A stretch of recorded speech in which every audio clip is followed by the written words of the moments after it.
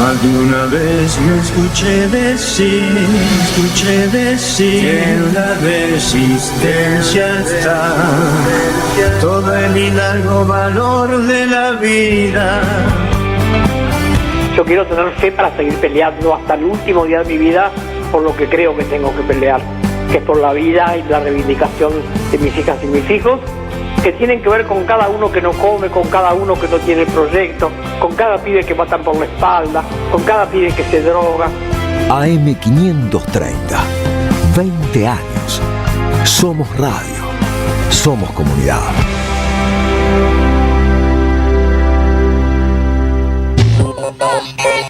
Hay que ser prudente, que hay que ir construyendo una transición ordenada. En medio de la gran ensalada argentina, tratamos de poner un poco de orden. Habla de una transición ordenada. Transición ordenada. Una forma de surfear el caos. Ese horizonte nuboso que uno veía empieza a despejarse. Transición ordenada. De lunes a viernes, de 10 a 12, en AM530. Espero que todos estemos sentados alrededor de una misma mesa.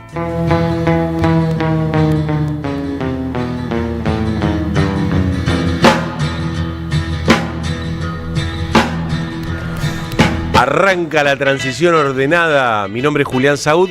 Hoy nuestro compañero Eduardo Fabregat no va a ser parte del convite, pero los voy a acompañar hasta las 12 horas con este equipo hermoso que va transicionando, como el profe Buñeschi. No sé el nombre de pila, pero sé que es el profe. Sergio Daniel. Y gracias por lo de hermoso. Vos también. Me gustan tus rulos. Yo me los perdí todos en la peluquería. Hoy vamos a ir con un proceso de popularización del fútbol. ¿Cómo fue que el fútbol, de ser un deporte marginal, se convirtió en el deporte más popular de la Argentina y del mundo? ¿Es verdad que los guaraníes inventaron el fútbol? No. No me digas que no. Si a mí me reconvenció la historia. Sí, porque te gusta creer que sería buenísimo que sea así. Pero... Hablaron de que hacían una pelota de caucho. Sí. Qué hermoso. El juego de pelota existía, pero también existía en la Edad Media en Europa. El fútbol es con ciertas reglas, con cierta forma. Vamos a encontrar a ver si estamos de acuerdo en el origen del fútbol. ¿Nace una grieta? Nace una grieta. La señora... Señora me encanta. Señora me encanta. No nos tuteamos con Emilia. Ella me dice Julián, Emilia. Emilia Racciati, aquí los viernes de literatura y trae libros. Hoy traje libros con la particularidad que es qué se está escribiendo hoy en América Latina, en la patria grande. Hay gente que escribe. Sí. Que está escribiendo. Claro. Golpeando las teclas. Está saliendo ahora. Vas a la librería y decís novedades, a ver qué hay, y de la patria grande. Ya no es más literatura fantástica. ¿O sí? Hay algo de eso, sí. Lo que dejó el boom latinoamericano, esa idea del fantástico, ¿no? Sigue estando en la literatura argentina, en la literatura latinoamericana, pero como un resabio del boom, y hay cosas nuevas. Y eso nuevo lo vamos a mirar hoy. ¿Qué cosa, no? Porque en la literatura, mira, te corres un poquito para la derecha. Porque acá hay como unas cámaras, todo estás un muy dispositivo. Estás muy a la izquierda. Muy a la izquierda. Muy a la izquierda, muy politizada, diría Mirta.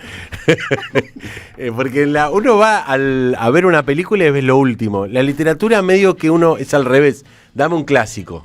Sí, está buenísimo. Dame un clásico que sé que no falla. Y sí, y además también la idea de que hoy todo es lo nuevo, cuál es la novedad, y la literatura tiene un tiempo, capaz que no estás leyendo lo nuevo, no leíste el último libro de un autor, pero hay algo que te encontraste y que te conmueve y es un clásico o no, pero es un libro que está ahí perdido y te conmueve. Bueno, la novedad es un momento donde se produce tanto, a diferencia de otros tiempos históricos, hay mucha novedad porque hay muchas editoriales, entonces que se produzca tanto genera la ansiedad, ¿y cuál es lo nuevo? Y este autor...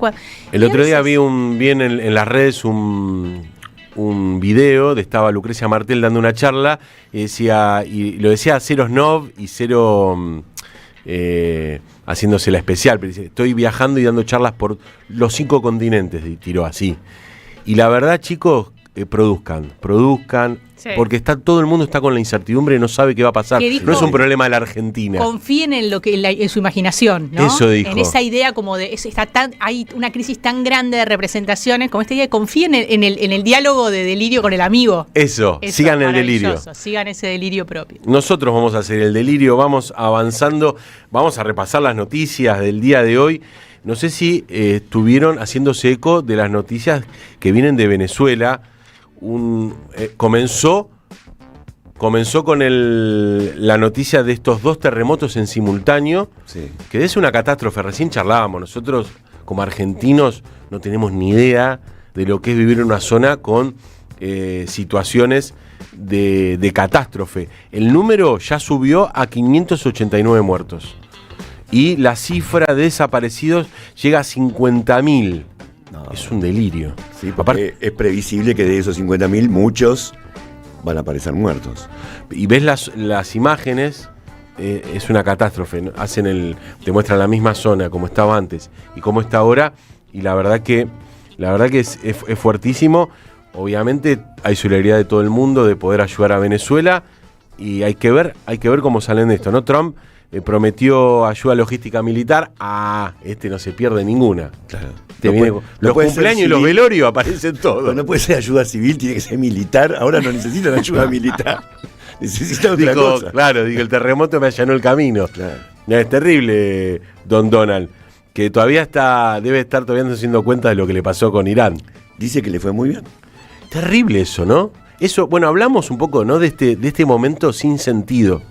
Estoy como estamos con las redes, pero lo escuchaba un amigo de la casa, el señor Diego Stulbark, hablando de cómo el absurdo y la parodia. Son la parodia esta gente.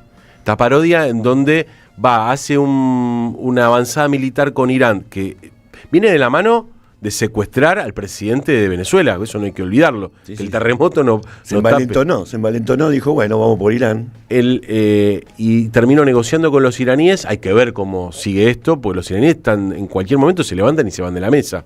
O por lo menos vuelven a cerrar el estrecho de Hormuz, que evidentemente para Estados Unidos no le da suficiente. No, el que está apostando a demoler todo el acuerdo es Israel, claramente, ¿no? Bombardeando el sur del Líbano, que está como parte del acuerdo. Que Israel pare con esos bombardeos, al continuar rompe el acuerdo. A veces da la sensación de que ni Trump está manejando lo que hace Israel. Más allá de que lo que le pasa a Trump es que de continuar la guerra se le derrumban las encuestas, ¿no?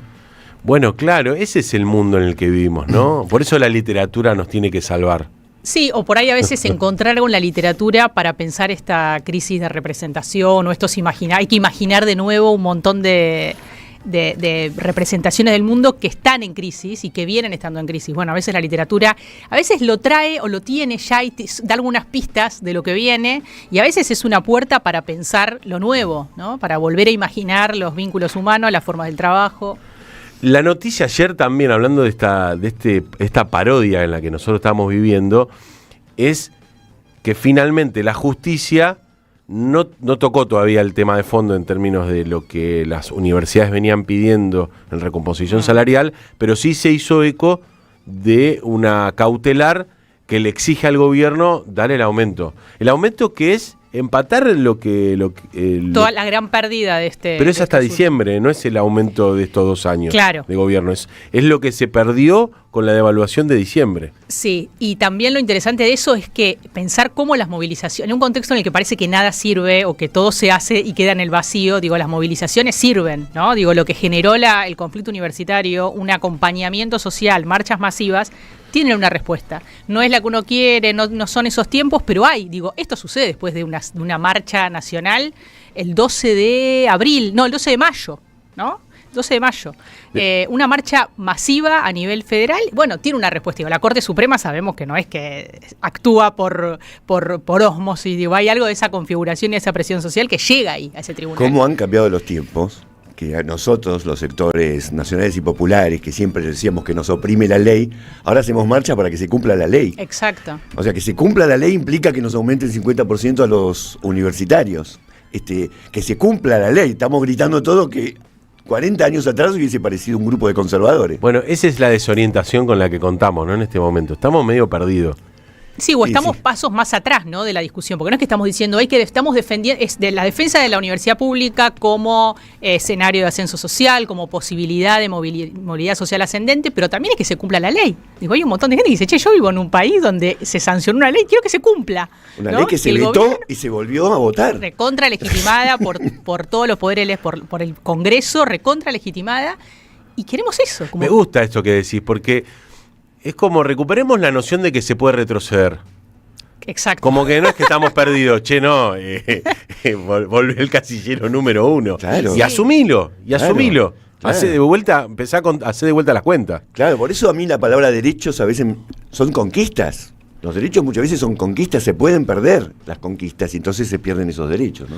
Hablábamos de Venezuela, ahora vamos a retomar el tema de la universidad, pero nos vamos a ir a esta tierra, a la tierra de Simón Bolívar. Está con nosotros Andrés Folguera, doctor en geología, especializado en tectónica y profesor asociado a la UBA, para que nos cuente qué es estos 2 terremotos que sacudieron a este país hermano. Andrés, te saluda acá Julián Saúd, el profe Buñeski y Emilia Rachati. ¿Cómo te va? ¿Qué tal? Buenos días, ¿cómo están? Vos no estás en Venezuela, pero nos vas a ayudar a que nosotros podamos viajar en este momento en un contexto dramático, imagino.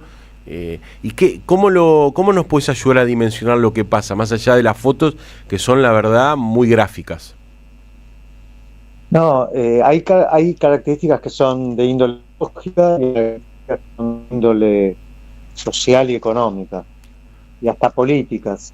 Venezuela está sobre un lugar donde hay fallas activas. Esas fallas activas, como la de Boconó, la de Oca, Ancón, San Sebastián, se conocen desde hace muchos años, están muy bien estudiadas, y básicamente lo que pasó era algo que se sabía que podía pasar, pero bueno, que uno siempre quiere creer que no va a pasar. Y como casos similares en Argentina, digamos, de fallas conocidas también, que nadie está tratando de pensar que esas fallas algún día se pueden desplazar y producir sismos. Y en el caso de Venezuela tuvieron la desgracia, además, de tener 2 sismos muy grandes, separados por un periodo de tiempo muy corto, 40 segundos. Eso hace todavía más destructivo el proceso. Esta simultaneidad en los 2 sismos tiene que ver con algo excepcional, ¿o es común que suceda? No, no es común. Es una mala casualidad, digamos, científica. Sí, hay descripciones de dobles sismos, pero en general están más separados en el tiempo. Ahora, acá no dio tiempo. Esto del tiempo, uno cada vez que aparece un terremoto, uno va escuchando a los especialistas como vos, pero me gustaría dejarlo claro. ¿Se puede prever? Se puede prever en el sentido de que va a haber una falla acá y trabajemos para que ediliciamente pueda sostener esto, se pueda soportar. Pero ¿se puede anticipar que va a haber un sismo o no? Hay algunos experimentos, digamos, que se realizaron este año y el año pasado en China, que permiten detectar cambios en la gravedad previos al terremoto, que fueron exitosos. En concepto de días se adelantaron al sismo. Wow, entonces, días. Probablemente en pocos años haya ya tecnologías afianzadas para pronosticar los terremotos. Pero hoy, en todo caso, se puede identificar perfectamente los lugares en los cuales hay que extremar las construcciones de tipo antisísmico y hay que controlar el desarrollo urbanístico. En los lugares donde se hace eso, países como Japón, en California, en Chile inclusive, en algunas regiones de nuestro país, hasta por ahí nomás, la cantidad de víctimas es sensiblemente menor. O sea que, si bien no se puede pronosticar un terremoto, se puede minimizar hoy en día la cantidad de muertes. ¿Qué significa eso? Que en vez de hacer un piso de 70 departamentos, 70 pisos, perdón, hacer una casa de 2 plantas, por ejemplo. Bueno, con estándares antisísmicos, sí, construir en forma no tan elevada y sobre todo la densidad de población, controlar la densidad de población en aquellos lugares que se sabe que van a generar un daño sísmico, ¿no? Claro, impresionante. Hablaba... Sí. Disculpa, ¿no? ¿Es posible que venga ahora lo que se llama una réplica, dado la magnitud que tuvo el terremoto? ¿En cualquier momento puede ocurrir una réplica? O sea, réplicas ya han ocurrido como 40, 50 y va a haber 100 más o 200 más. Pero son de magnitud sensiblemente menores a los terremotos originales. Ajá. Son de magnitud 5, 4. En todo caso, esas réplicas van a tirar edificios, porque ya los edificios están dañados, pero por suerte no hay nadie viviendo ya en esos edificios. O sea que las réplicas no van a ser un problema en las próximas horas. El problema ahora va a ser de índole sanitaria. Va a ser la falta de agua, las infecciones, en general en los terremotos de esta magnitud, los días siguientes al terremoto muere mucha gente por enfermedades y no atención. Claro, ya está medido. Ahora, vos hablás de la Argentina. ¿En la Argentina dónde tenemos estos problemas nosotros? ¿San Juan, Mendoza? O sea, San Juan, Mendoza, Salta, Catamarca, de Rioja, Neuquén, básicamente. En Neuquén Esas también. son las provincias.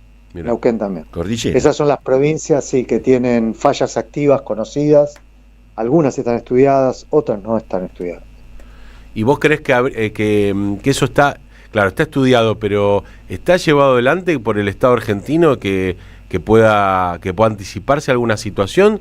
¿O vos considerás que no hay un trabajo hecho por parte de los estados provinciales o nacional en este caso? Yo creo que es muy deficiente. Un ejemplo es el año pasado, a principio de año, hubo un tsunami al sur de Ushuaia. No hubo alertas en Chile y en Ushuaia no hubo ninguna alerta. Mirá. Se sabía que se había producido el sismo en el mar, que estaba avanzando una ola, y no hubo ninguna alerta, no hubo ningún atisbo de protocolo asociado a un tsunami. Tampoco creo haya protocolos afianzados relativos a terremotos, ni que siquiera Defensa Civil esté preparada económica y logísticamente para afrontar una emergencia. Mucho menos estudios sistemáticos sobre volcanes y sobre terremotos que pueden dañar a las poblaciones. Tenemos un déficit enorme. Terrible. Sí. Según tu experiencia, el terremoto que está sufriendo Venezuela y como decís vos, las 100 réplicas que todavía, aunque sean menores, van a llegar, ¿en cuánto tiempo se sale de una situación así de crisis, más o menos? ¿De qué tiempo estamos hablando?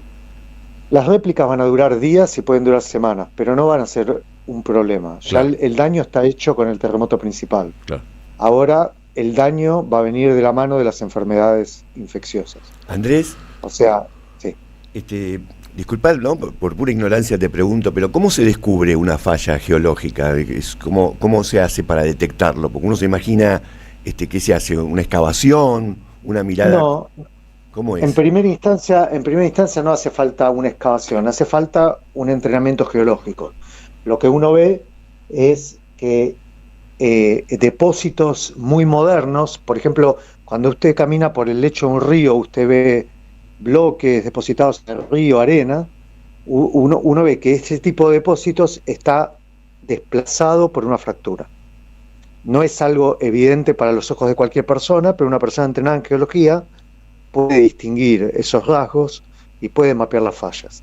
Entonces hay muchas fallas en nuestro territorio que están perfectamente identificadas, que se sabe que se están desplazando, que van a producir sismos grandes, y en una segunda instancia sí puede hacer un corte, como usted dice, puede ir con una retroexcavadora, hacer un corte en la falla, estudiarla con más detalle, pero hay como diferentes niveles de conocimiento de las fallas.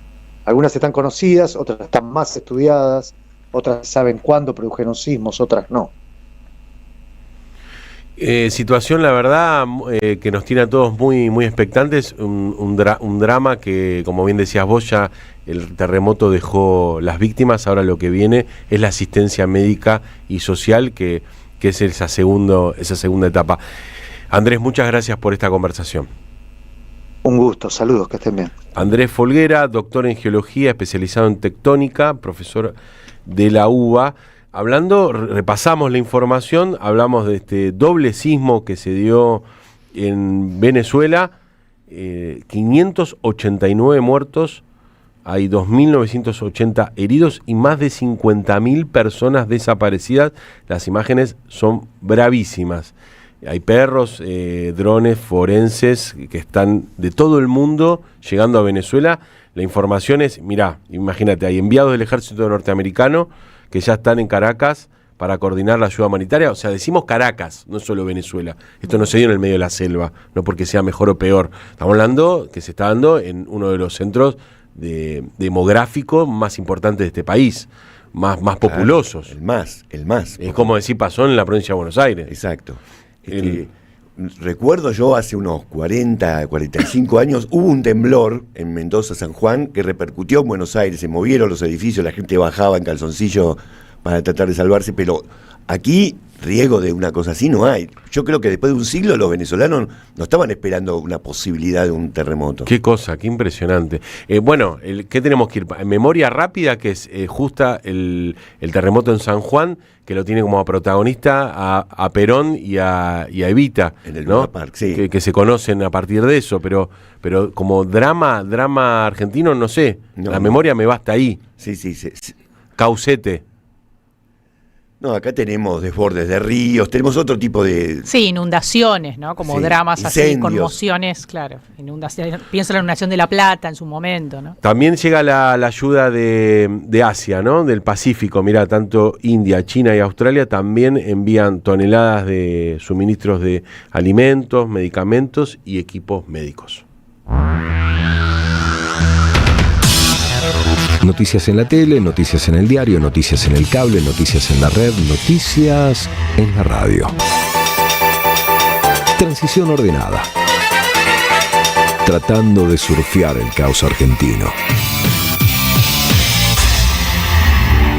Seguimos en esta transición ordenada, tan ordenada que te vendemos un poquito lo que vamos a hablar en un ratito. El profe Duñeschi prometió hablar de... La popularización del fútbol. Y el origen del fútbol. El origen del fútbol lo querés que hable vos. Vos querés que hable. Porque va a haber grieta. Claro. Ni media hora de programa y ya va a haber Yo una grieta. ya compré los guaraníes. Es una moneda, los guaraníes, es una cripto. Ojo con las monedas, que te digo, te vienen los patacones, están viniendo. Pero bueno, eso en un rato. Y vamos a hablar de los que están escribiendo hoy. Están Sí, las teclas calientes. Literatura latinoamericana contemporánea. ¿Qué ficciones hay?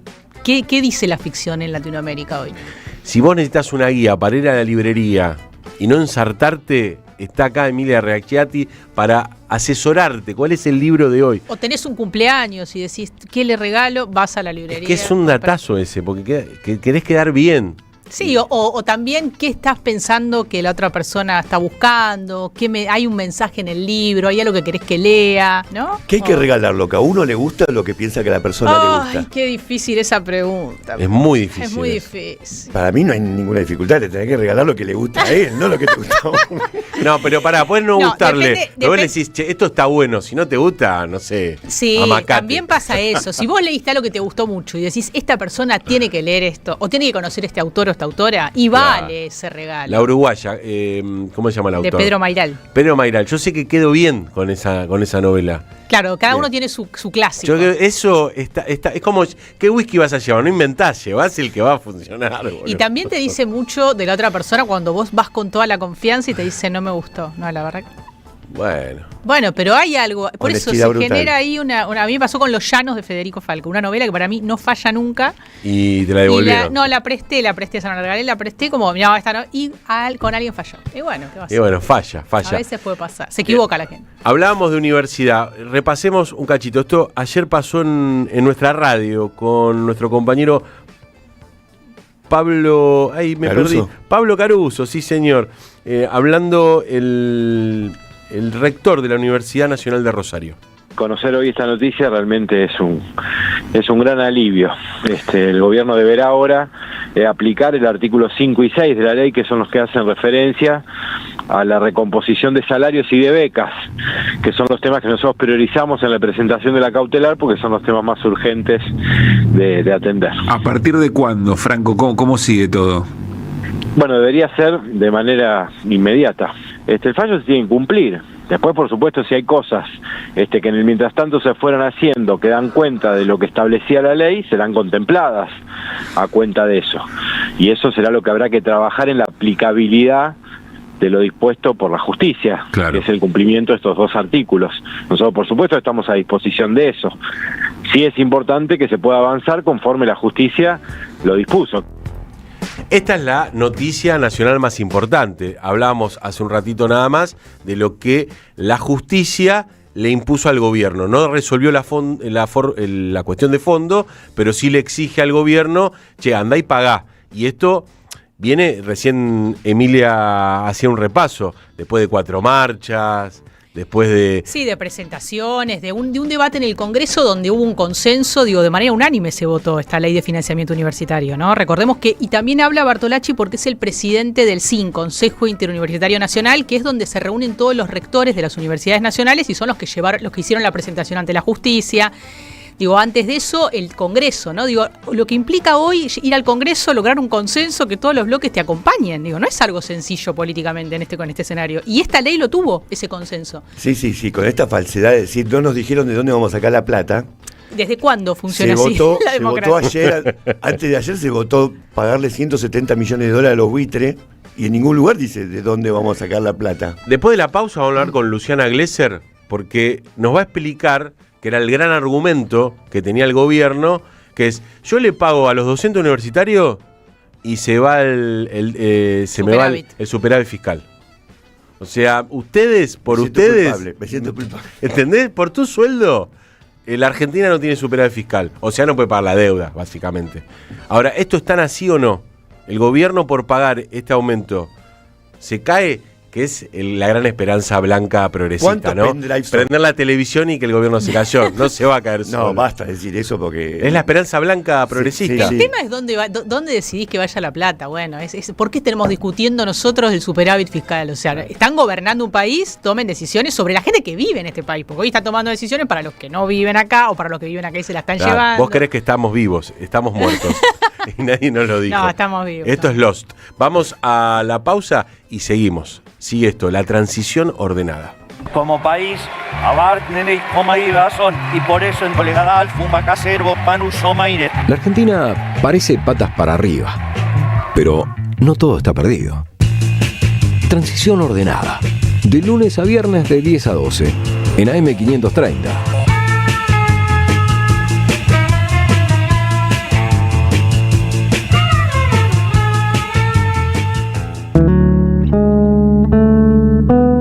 Para aprender a volar entre tanta gente de pie,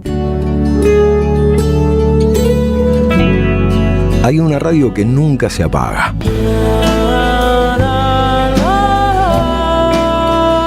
No corras más. Prende la radio.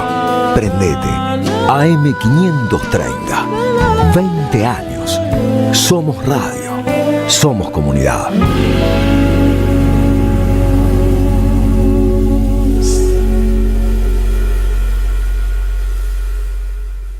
El destino de tus vacaciones está en Turismo Cabal. Viví los momentos que querés, con viajes armados a tu medida, con las mejores ofertas y los paquetes que buscas, con más de 35 años de experiencia. Entra en www.turismocabal.com.ar y encontrá las vacaciones que necesitas. Turismo Cabal. Seguridad en viajes. Destinada a la cartera de consumo. Más información en www.turismocabal.tour.ar. Cintia García está en AM530. Gerardo Ferreira. Eras vicepresidente de Electroingeniería cuando te lleva a declarar Stornelli. Te voy a decir claramente cómo son las reglas de juego, me dice. ¿Ese fue Stornelli? Es Stornelli. Estás detenido por la ley tanto, yo ni sabía que ley. Si te arrepentís, me dice, te vas con Mimi y Federico que te están esperando en el pasillo. Y si no me arrepiento, no, si no te arrepentís vas a tener que ir a la cárcel. ¿Y de qué me tengo que arrepentir? Dice, de haber colaborado con esos mugrientos, me dice. ¿A quién te referís? Le digo yo. Dice, el matrimonio que estaba ahí en La Rosada. Digo, ¿vos te referías a Néstor y Cristina? Sí, me dijo él. Yo no tengo nada que arrepentirme. A las 12, La García, en AM530. 20 años. Somos radio. Somos comunidad. ¿Qué tienen en común ella que vive en Carlos Tejedor y él que vive en Tapalqué? Que hoy pueden estudiar una carrera universitaria sin irse de su ciudad. Con Puentes, la universidad llega donde estás. Más de 50 centros universitarios en 80 municipios, junto a 25 universidades públicas. Distintas carreras, miles de estudiantes y algo en común: estar cerca de casa. Con Puentes, la universidad más cerca. Gobierno de la Provincia de Buenos Aires. A las madres las abrazamos entre todas y todos. No les vengo a hablar de lo mal que nos trata el gobierno. Las madres no esperamos nada de Milei, lo combatimos. No queremos sentarnos a hablar con él ni con nadie que venga de su mano. Pero las madres sí esperamos todo de nuestro pueblo. Seguimos la lucha como ella le hubiera gustado y reclamamos una vez más la solidaridad de todos los que nos quieren. Colaboren, no importa si poco o mucho, lo que puedan. Todo suma, los necesitamos. No se olviden el alias, amigos.madres.plaza. Tu aporte económico es muy importante para seguir creciendo. Defendamos la memoria, un legado cargado de futuro. Súmate a este proyecto colectivo. Construyamos comunidad.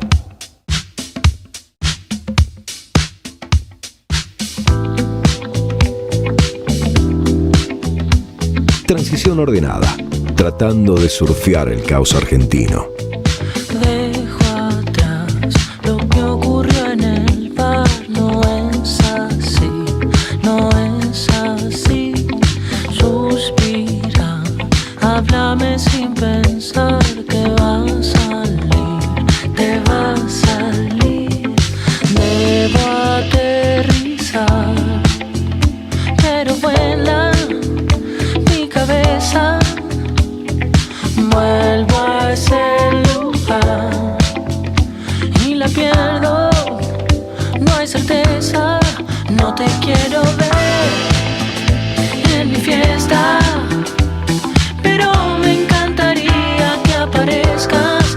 No voy a invitarte a mi fiesta. Banda Los Chinos, en la M530, en la transición ordenada. Mi fiesta, viene viernes, se viene el sábado. No tenemos un mango, pero hay que festejar de alguna manera. ¿Cuáles son los tips del profe Wiñecki para hoy, fin de semana, prepararse para la fiesta? Para el partido. Claro, Bueno, el eso es partido una... de la fiesta este fin de semana. No sean amargos, está bien. ¿Cómo podemos no ver sean partido. amargos? El partido de la selección Yo no les hablo de otra cosa, no estoy hablando del fútbol, estoy hablando de la vida social. Ah, no pero pregunte que se mezcla.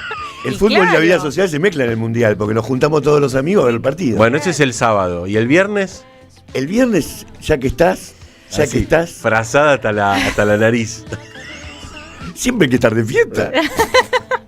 Escúchame, que la revolución no se encuentre de fiesta. De fiesta, sí. ¿O no? Sí, totalmente. Pero además cada uno tiene el concepto de fiesta, ¿no? Yo estoy frecuentando mucho el boliche de Roberto, que conocen, estoy hablando Bulnes y Sarmiento, que se marida con la catedral. Estoy haciendo viajes antropológicos. Estoy investigando. Es la única manera que me dejan salir de casa. Qué lindo chanta. Estoy haciendo un trabajo. No, voy caminando. Estoy haciendo un trabajo, decís. Estoy haciendo de campo. De campo, claro. Y impresionante cómo ha reverdecido el boliche de Roberto. Más gente afuera que adentro. Siempre sucedió eso. Sí, pero ahora yo lo recuerdo. Es muy impresionante. Donde se escuchaban cantores de tango. Y ahora hay rock, hay un montón de cosas. Mirá, yo iba a escuchar Estoy tango. muy interesado. ¿Dónde queda Roberto? Es Bulnes y Sarmiento. ¿Sí? El Magro. Y después te vas a la catedral, que es una de las grandes milongas de la ciudad de Buenos Aires, y ahí sí hay tango. Pero después hablamos, si quieren. Me llama mucho la atención la gente que baila. Quiero aprender a bailar tango. Impresionante. Está con nosotros nuestra amiga de esta casa, la señora Luciana Glesser. ¿Cómo le va? Dos cosas, Saúl. Buen día, ¿cómo te va? Primero, señorita, solterísima y pienso permanecer así muy bien. Mucho tiempo más. Indemne. Y las soledades que me habrá atajado el bar de Roberto. Esas soledades que te atajan solo los bares, ¿viste? Es así. Y ese que tiene todos los años juntos y los conserva muy bien, hay que decir. No, lo de Roberto realmente es un muy buen lugar para ir a derretirse. Me encantó. Bueno, ya ¿viste? Voy armando el fin de semana. Tengo que utilizar este tiempo. Está bueno derretirse en invierno. Sí, viene bien. Hablando de derretirse. Te juro que en lo de Roberto te derretís, no importa cuándo escuches esto. Te juro, Bien. Podemos ir cuando quieras, profe. Bueno, vamos. Muy bien, ahí está. Glesser, hablando de derretirse, el superávit fiscal, con esto que acaba de autorizar o obligar la justicia, para ser más preciso, la Corte Suprema, con la cautelar a pagar a las universidades los salarios atrasados, por lo menos hasta diciembre, de lo que fue la primera devaluación de este gobierno, si yo no entiendo mal. ¿Se derrite el superávit fiscal? Que en paz descanse, ¿eh? En junio ya está muerto, está perdido. Junio deficitario, ya lo sabemos todos. Junio da déficit porque además de que ya le corre el aumento que había negociado, tiene que pagar los aguinaldos del sector público y junio suele ser deficitario y aún más.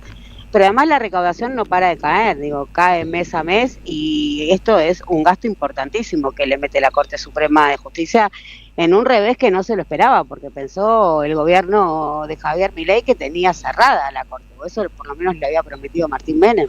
Eso leí, Con lo cual, me imagino que uno ve las noticias como si fueran fotos, pero uno se imagina que al lado del presidente le dicen quédate tranquilo que yo hablo con tal, para que no se hagan tal cosa, quédate tranquilo, claro, y vos decís que Martín Menem es el responsable de que esto no sea como el presidente quería.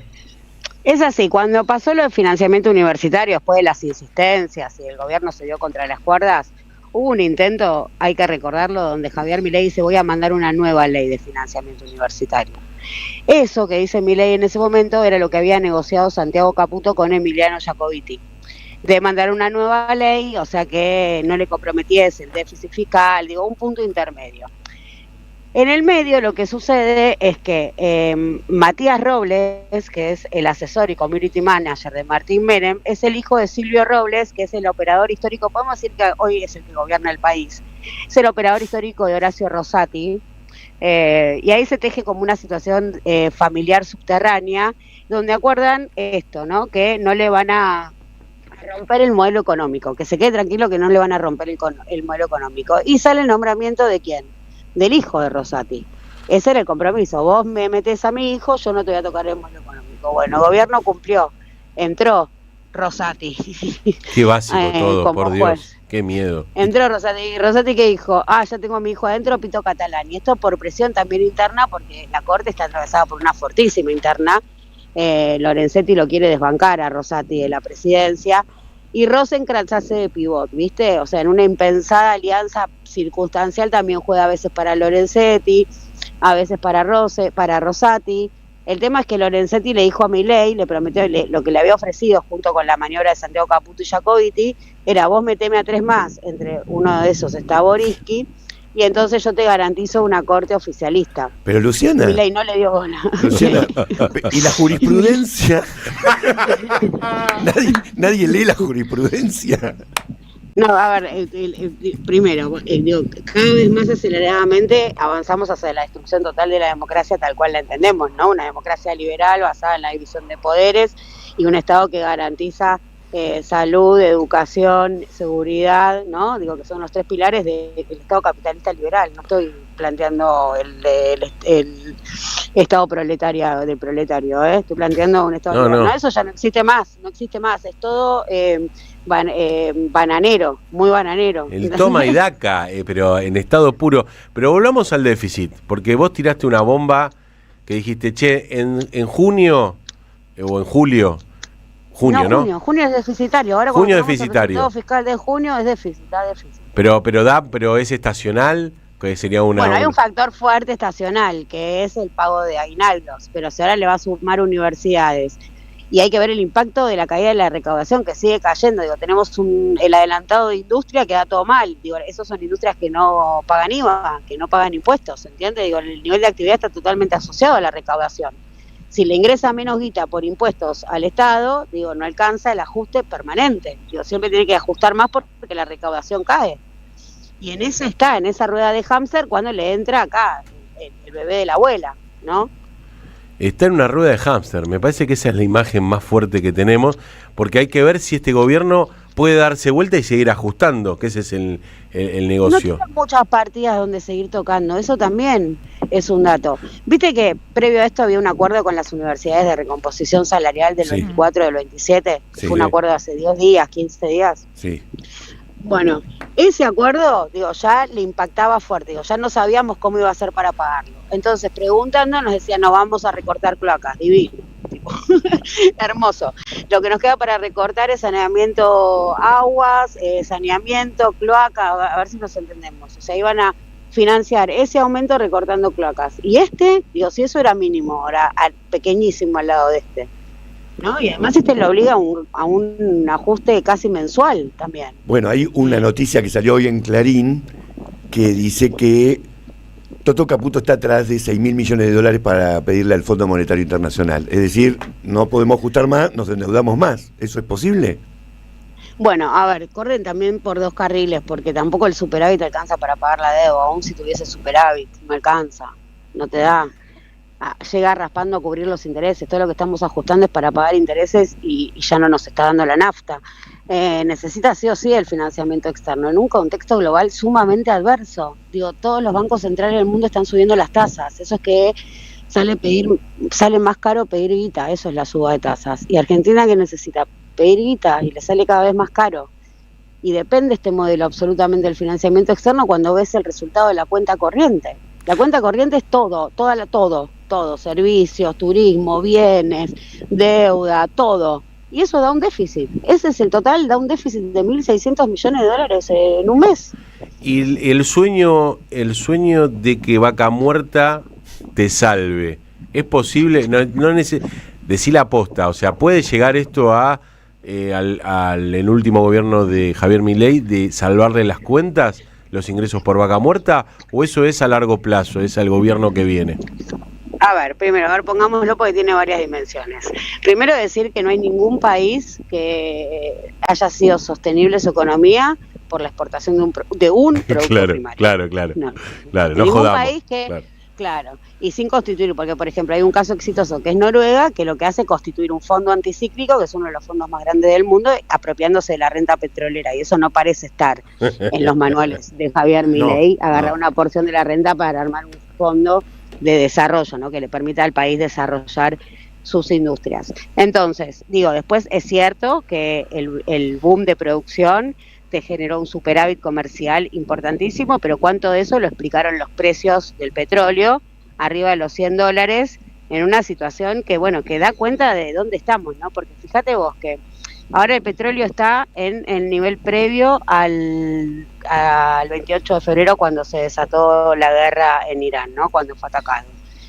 Desde ese momento, estuvo siempre por arriba de los 100. Ahora volvió a los niveles previos, pero no hay ningún indicio de acuerdo, perdón, yo leo los diarios iraníes y Irán dice, si Israel no se va del Líbano, acá no hay acuerdo. Israel dice, yo del Líbano no me muevo, y ahí está Donald Trump en esa discusión. Con lo cual es totalmente, como decís, es todo formación de expectativas. Fíjate que desde que empezó la semana el riesgo país no paró de subir, porque por la calificación del MSCI y porque endureció más el cepo, hizo un montón de cosas para que el riesgo país le suba. Este mismo gobierno le pasa. Y sale el Fondo Monetario Internacional ayer en su conferencia de prensa quincenal y felicita a la Argentina por la baja del riesgo país, que encadenaba 3 jornadas al hilo de subida. ¿Y qué hace? Lo estaciona, lo para. El riesgo país deja de subir solo con la declaración del FMI. Entonces, lo cierto es que si esto está todo, si es respecto a las expectativas, y ya empiezo a creer que solo las expectativas pueden sostener un gobierno, más allá de lo que le pasa a la mayoría de la población. Veo a Milei presidente y digo, esto está todo sostenido por unas expectativas, ¿viste? Entonces, ¿hasta a cuándo chocan contra el límite material esas expectativas? Bueno, uno no está todo el tiempo en este contexto mirando el precio del dólar, pero acabo de entrar y lo que la semana pasada estaba a 1.400, está a 1.500. No, y aparte, si vamos a hacer un ejercicio poco académico, pero es el que hace Javier Milei cuando analiza la inflación diaria, ¿viste? Cuando asumió que él mismo provocó una inflación con la devaluación y dijo, está corriendo al 1.200%. Bueno, si yo te acumulo, mirá, desde que empezó junio le gana la inflación 5% cada mes, tenés una devaluación brutal a fin de año. Tenés un dólar cerca de los 4.000, que no es así, no es un cálculo válido. Pero lo que te digo es que el dólar le está ganando a la inflación y eso determina decisiones de inversión. Y acá vemos como señales de dolarización de activos, porque cuando vos estás jugando contra la inflación, jugás a la tasa, que la tasa le gane a la inflación. Claro. Y la inflación, cuando es la variable, porque el dólar está quieto. Ahora, si el dólar le empieza a ganar a la inflación, vos ya no tenés ganas de jugarle a la inflación, tenés ganas de ganarle al dólar, ¿entendés? Entonces ahí te vas a dólares. Y eso es lo que estamos viendo, una dolarización cada vez mayor de activos. Luciana Glesser, la van a poder escuchar el sábado con nuestro compañero Camilo García y el domingo con el señor Horacio Berbisky. Ya... ¿Estás ahí? Se fue. Porque tiene que ir a trabajar el sábado y el domingo. Se fue sola. Luciana, como siempre, un placer. Seguimos adelante. Cerrar la canilla, abrir la puerta, bajar la escalera, correr el bondi, cargar la sube, llegar tarde, apurarse, correr otra vez, no parar un segundo. Para el caos, prende la radio. Transición ordenada.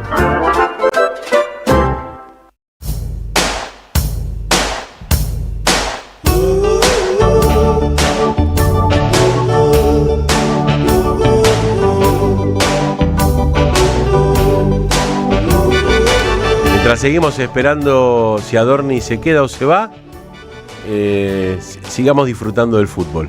Sigamos disfrutando del fútbol. Porque una cosa es la historia del fútbol, otra cosa es la popularización del fútbol. Yo voy a lo canónico, no me vengan con los guaraníes. De hecho, había equipos que se jugaban a la pelota entre dos pueblos medievales. Se iban a la mitad del pueblo y el objetivo era llevar la pelota con los pies de un pueblo al otro. ¿Cuántos participaban? Participaban cientos de personas en eso. Imagínense lo que era el FAU, lo que era el bar, lo que era eso. Bueno, pausa de hidratación. Pausa de hidratación. ¿Qué pausa de hidratación? También había un juego de pelota. ¿De dónde era eso? ¿Pero en qué país? En Francia, por ejemplo. ¿Francia juega a la pelota? Por supuesto. Se llamaba juego de pelota, no se llamaba fútbol. Y, de hecho, los incas también tenían un juego de pelota con una bola grande que le pegaban con la cadera. Es decir, juegos de pelota en la que intervenían los pies, hubo muchos a lo largo de la historia. El fútbol es otra cosa, porque tiene sus reglas, claro, etcétera, que se desprende del rugby. Es como que hay una diferenciación. Al principio costaba diferenciarlo, se institucionalizó para hacer reglas diferentes, ustedes con la mano, solo con el pie. Una cosa así. Está claro, usted con una pelota que no se entiende la forma que tiene, y solo con la redonda. Una pelota que no rueda, no es una cosa de loco. Muy raro. Solamente para las élites. Todo bien, todo bien con el rugby. Sí. Bueno, la cuestión es que de la mano de los ingleses llega a la Argentina el fútbol. ¿Y por qué? Porque estaba lleno de ingleses haciendo ferrocarriles, con los ferrocarriles llevándose todas las mercaderías hacia el extranjero. Conocemos el embudo de Scalabrini Ortiz. Bueno, no lo ensuciemos. No ensuciemos el fútbol. Scalabrini Ortiz no es el embudo que él describe. Ahora, de todo esto, ¿qué nos va quedando? Por ejemplo, primer partido de fútbol de la historia argentina, 1867, en donde hoy está el Planetario. Donde hoy está el Planetario se jugó el primer partido de fútbol, eso está registrado en los diarios. Si hubo uno anterior, no está registrado en los diarios, y si no está registrado en los diarios, no existió, no pasó. Eso empieza ahí a ver como una especie de fiebre por asociarse haciendo equipos, ¿no? Los jóvenes decían, los del barrio decían, bueno, hacemos un equipo. Y hacían un equipo, hacían la camiseta, empezaban a tener sus seguidores y empezaban a desafiar a los de la otra cuadra. Claro, etcétera. porque cuando uno repasa los años de comienzo de los clubes, es como que fue evidentemente un fenómeno cultural muy fuerte. Claro. Era todo, bueno, en nuestro barrio, ¿cuál es nuestro club? Armémoslo. Sí. ¿No? Claro. Alrededor de los sindicatos, alrededor de, no sé, como los trabajadores del tren, pero tenía que ver, ¿no? El trabajo, el deporte. Claro, aparte muy ligado a los puertos ligado a los ferrocarriles. Por eso tenemos Boca Junior, ¿Boca qué? La Boca del Riachuelo. Era la Boca. Y Junior, la palabra Junior que aparece por todos lados, en inglés, porque estaba de moda. Bueno, River Plate. Claro. ¿Por qué no se llama el Río de la Plata? Se llama River Plate. Y además tenemos muchos ligados al ferrocarril, como Ferrocarril Oeste, como Rosario Central, etc. Esas son las dos vías por las que se va expandiendo el fútbol. Pero al principio era de la élite de los ingleses. Los primeros campeonatos de fútbol salen de las escuelas inglesas que había en la Argentina. Y de hecho, muy de a poco se van metiendo los sectores populares en el fútbol hasta que finalmente lo copan. Cuando esto empieza a ocurrir, los mismos ingleses se retiran del fútbol, digo, la élite inglesa argentina, se retiran y se dedican al rugby. Todos los clubes ingleses de alta alcurnia, como no lo nombro, mejor, el St. Andrews, ¿no? Todos esos, ahora solamente tienen rugby, no tienen equipos de fútbol.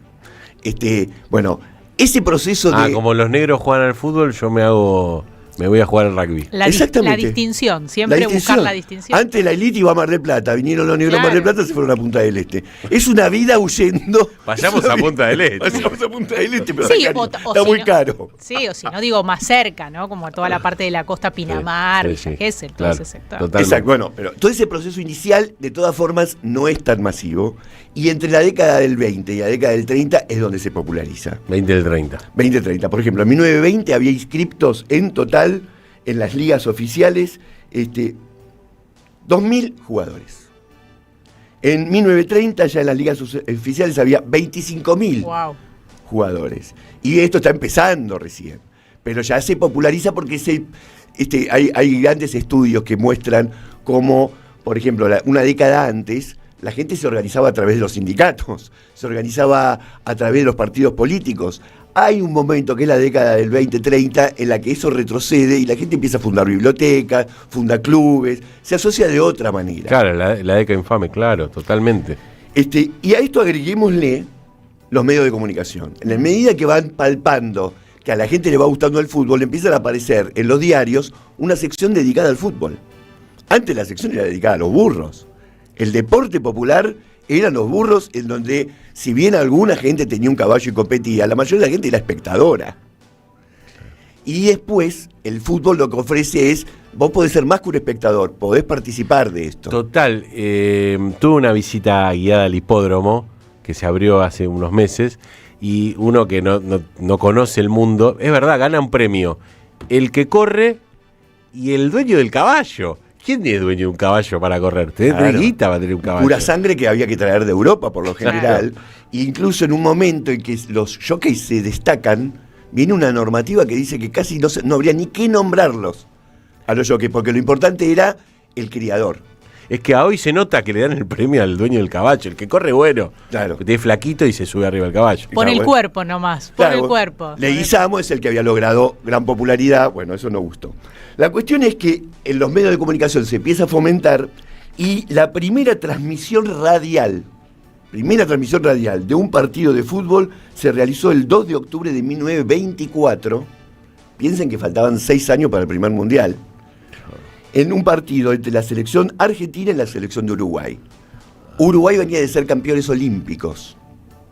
Y de ahí que cada cosa que hacía Uruguay se transformaba en olímpico. Un gol olímpico, una vuelta olímpica. Toda esa palabra, vos decís, ¿por qué tanto olímpico? Bueno, porque antes el fútbol se jugaba básicamente en las Olimpiadas. Se separa de eso y fundan los mundiales de fútbol. Muy bueno, o sea que la idea de olímpico viene de Uruguay. Viene por las cosas que hacían los uruguayos, que creo que ganaron como 2 olimpiadas seguidas. Eran los primer campeones del mundo. Exacto.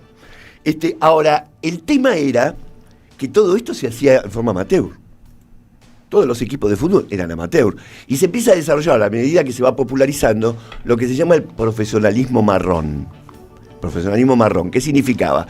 Todos sabemos que se le pagaba a un jugador haciendo de cuenta que, por ejemplo, trabajaba en una empresa, pero no trabajaba, o le daban un puestito en alguna municipalidad, pero no iba, y bueno. ¿Vos viste Japón el otro día con el arquero africano? No tiene sentido, ese lo compraron. Andá, le dijeron. Andá. ¿Vos sos japonés? Sí. Uy, ¿y qué pasaba? Algo que en el rugby se sigue discutiendo. ¿Está bueno que sea profesional o tiene que ser amateur? Muchos decían, tiene que ser amateur porque hay que jugar por el honor. Ahora, para jugar por el honor hay que tener plata. Si no tenés plata, el honor no se come.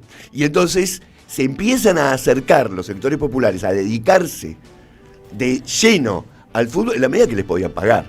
Y si les podían pagar, empieza entonces a incorporarse los sectores populares. Las cosas que se hacen en forma amateur, si no tenés una manera de sustentarte, no las podés hacer todo el día. Famoso hobby, y encima los jugadores más destacados, los que lograban la mayor popularidad porque eran goleadores o cracks, empiezan a decir, si no me pagan, me voy a otro que sí me va a pagar. Se empieza a ofrecer esto de pagar. Entonces empieza a ir cada vez más gente al fútbol. Lo de la transmisión de radio es un salto total. Claro. Total. Era el medio por excelencia en ese momento. El medio por excelencia, vos vivís el partido, pero la gente empieza a ir y llega a ver partidos de fútbol con 50.000 personas. Claro, era todo un evento, claro, de masividad. 50.000 personas hace 100 años es un montón, y empiezan a tener que construir estadios. Claro, no había canchas para eso. Había a lo sumo de madera. De ahí vienen los muchachos del tablón, que es un tablón y todo cemento ahora, pero el tablón era porque era todo madera, entonces empiezan a construir y el primer estadio que se hace plenamente de cemento es el Estadio Independiente. Se hace más o menos 1928, perdón si algún rojo tiene el dato preciso y yo la estoy pifiando, pero lo que leí es que es 1928, y bueno, entonces tenemos dos cosas. Primero, la afluencia, pero segundo, empieza a transformarse en una vía de ascenso social el fútbol. Ese es un detalle que hay que tener en cuenta con la popularización, porque mucha gente se siente identificada. Yo creo que la frase máxima que lo resume todo es de Villa Fiorito a campeón mundial. ¿no? El Diego, de Villa Fiorito, un tipo que nace en una villa, tiene posibilidades de salir de la villa jugando al fútbol, pero para eso hay que pagarle. Bueno, para que eso ocurra hubo una huelga de 6 meses, hubo una cantidad de luchas impresionantes, hubo marcha de futbolistas a reclamar en la Plaza de Mayo contra Justo, que era presidente de facto en ese momento. El tipo no lo podía creer, estaba lleno de futbolistas pidiéndole, pero la popularidad copa todo eso y bueno, finalmente el fútbol tomó un perfil absolutamente profesional. ¿Qué pasaba con las mujeres? A ver. ¿Qué pasaba con las mujeres? Bueno, fútbol femenino. Exactamente. Los primeros registros revelan la existencia de un equipo femenino en 1923. Muy rápido. Al toque estaban jugando las mujeres al fútbol. No es que hubo un largo proceso. Lo que ocurrió es que eso se tapó, se invisibilizó. Qué raro, qué cosa extraña, ¿no? ¿Y qué pasó? Miren esta nota del gráfico 1929. A ver. Una nota que analiza a la hincha de fútbol, la mujer hincha de fútbol. Y dice lo que pasa cuando termina el partido. Cuando ha cesado el match, recobrará su sexo. Es decir, mientras es hincha de fútbol, perdió el sexo. Recobrará su sexo y adoptará nuevamente su paso corto, discreto. Una mezcla. Es buenísimo. Qué mermelada, por Dios. Retornando al ámbito privado para nuevamente naturalizar la división de roles. Ir a la cocina, básicamente. Claro. ¿Cómo vas a disfrutar? ¿Cómo te vas a enojar con un partido de fútbol? ¿Cómo vas a gritarle a un jugador de fútbol? Claro. Recobrar tu sexo, te lo pido por favor. O lo que es peor, hay un momento para mostrarse de manera varonil, porque ¿qué sería el otro valor, ¿no? El que está. Y después vuelve a la cocina. Claro, pero para el hombre también es un mandato. Mostrarte varonil. Mirá si vos no tenés ganas de mostrarte varonil. Tenés que mostrarte varonil. Uno va a la cancha y se muestra muy varonil, grita cosas que de otra manera no gritaría jamás. Por suerte, ¿no? Por También suerte, vamos a la cancha y gritamos y demás. Por suerte existe ese espacio, chicos. Y como un último hecho, tal vez para señalar, interesante, es el tema de en la etapa de la que estamos ahora, que hay como una expulsión de los sectores populares de las canchas. Porque ante la mayoría de los estadios lo que más había era popular. Y ahora lo que más hay es platea. De hecho, la última ampliación, por ejemplo, de la cancha de River, quedó muy chica a la popular al lado de todo lo que es platea, porque obviamente ha predominado el negocio en el fútbol. Hoy tiene precios prohibitivos ir a ver a River o a Boca, ¿no? Y algunos otros clubes también. No solamente prohibitivo por el precio, sino porque aparte no hay prácticamente lugar. Podés ser socio de uno de esos clubes y no tener lugar para ir a la cancha si no hay otro socio que se baja. Y esto mismo lo vemos en el Mundial. ¿Quiénes son todos esos que están en Estados Unidos en este momento pasándose días y días? Vieron que cuando hay una marcha, por ejemplo, de el kirchnerismo, la élite argentina. Pero cuando hay una marcha del kirchnerismo, ¿qué te dicen? ¿Y esta gente no labura? Claro, ¿de qué viven? ¿De qué viven que pueden ir a la marcha? Todos los que fueron al indio, ¿no laburan? Ahora vos ves la gente en el Mundial y nadie se pregunta esto de qué laburan, de qué viven, se pasan un mes en Estados Unidos con lo que eso sale. Terrible. No son ya los sectores populares que sí, obviamente siguen al fútbol y lo siguen con toda la pasión, pero no son los que pueden ir a las canchas. Está entonces en un momento en el que el fútbol se popularizó, pero hoy básicamente mínimo tiene que ser de clase media para poder ver los partidos. Y yo veía los precios oficial $60 una entrada del Mundial, pero ya no conseguís eso, siempre por reventa. Hasta $2.000. ¿Quién tiene $2.000 para comprar una entrada? Sí, pero aparte tenés que llegar hasta ahí. Claro. Y te tenés que mantener ahí. Tenés que pagar la comida, tenés que pagar el hotel, o sea, la entrada. Tenés que tener la posibilidad de no trabajar por un mes. Además. ¿Saben qué? Vengan a ver a Chacarita, cancha de San Martín. No pueden pasa entrar a la Popular, van a ser muy felices. Qué lindo. Usted pierde. ¿Sabés que no? Ya no tenemos tablón, todo cemento, 2 populares y tenemos más popular que platea. Me la imagino insultando a Emilia. ¿Usted pierde los cabales? Yo pierdo los ¿O cabales, lanza insultos literarios? Mi registro es que yo más que perder los cabales me voy alegre. O sea, hay algo que me devuelve ese ritual de ir a la cancha que salgo mejor, me cambia el humor. Y cuando salís de la cancha, ¿recobrás tu sexo? Sí, voy ahí, lo pierdo y salgo y digo, bueno, ahora soy discreta. Camino por las calles de la cancha alrededor de San Martín como, bueno, ahora sí. Paso corto. Bueno, el fútbol, ¿no? ¿A dónde irá, no?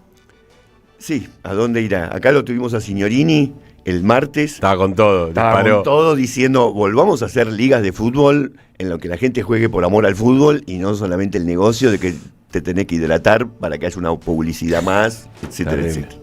Vamos a una tanda. 24 años de la masacre de Avellaneda. Hay una movilización en este momento en el puente de Pueyrredón, pero vale rescatar la memoria de que se cumplen 24 años del asesinato de Darío Santillán y Maximiliano Costecchi. Todo un momento histórico que hoy nos viene como a llamar la atención, ¿no?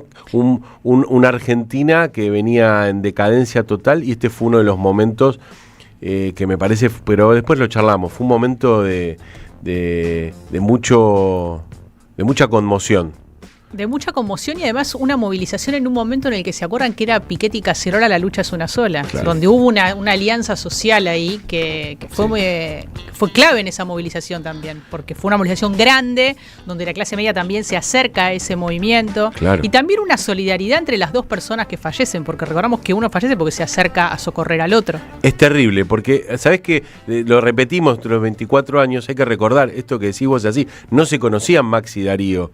Darío, creo que es Darío el que se acerca a Maxi que estaba herido, y estos asesinos lo fusilan ahí en la estación Avellaneda. Está el documental La crisis causó 2 nuevas muertes, que es la tapa de Clarín de ese día, ¿no? Donde los medios ese mismo día decían, los piqueteros, como la idea de que medio que se habían matado entre ellos, esta idea de un enfrentamiento entre piqueteros, y era todo lo que cuando vos empezás a reconstruir eso, las fotos de Pepe Mateos, ¿no? Reportero gráfico, que muestran toda esa secuencia en la que no fue así. Fue la policía. Está Franchotti con el fierro en la mano. Y hay una escena de Franchotti, no sé si se acuerdan, que sale a hablar y hay una trompada que le llega. Le pegan una trompada. Sale a hablar con los medios. Digo, la deslegitimización grande que había ahí, ¿no?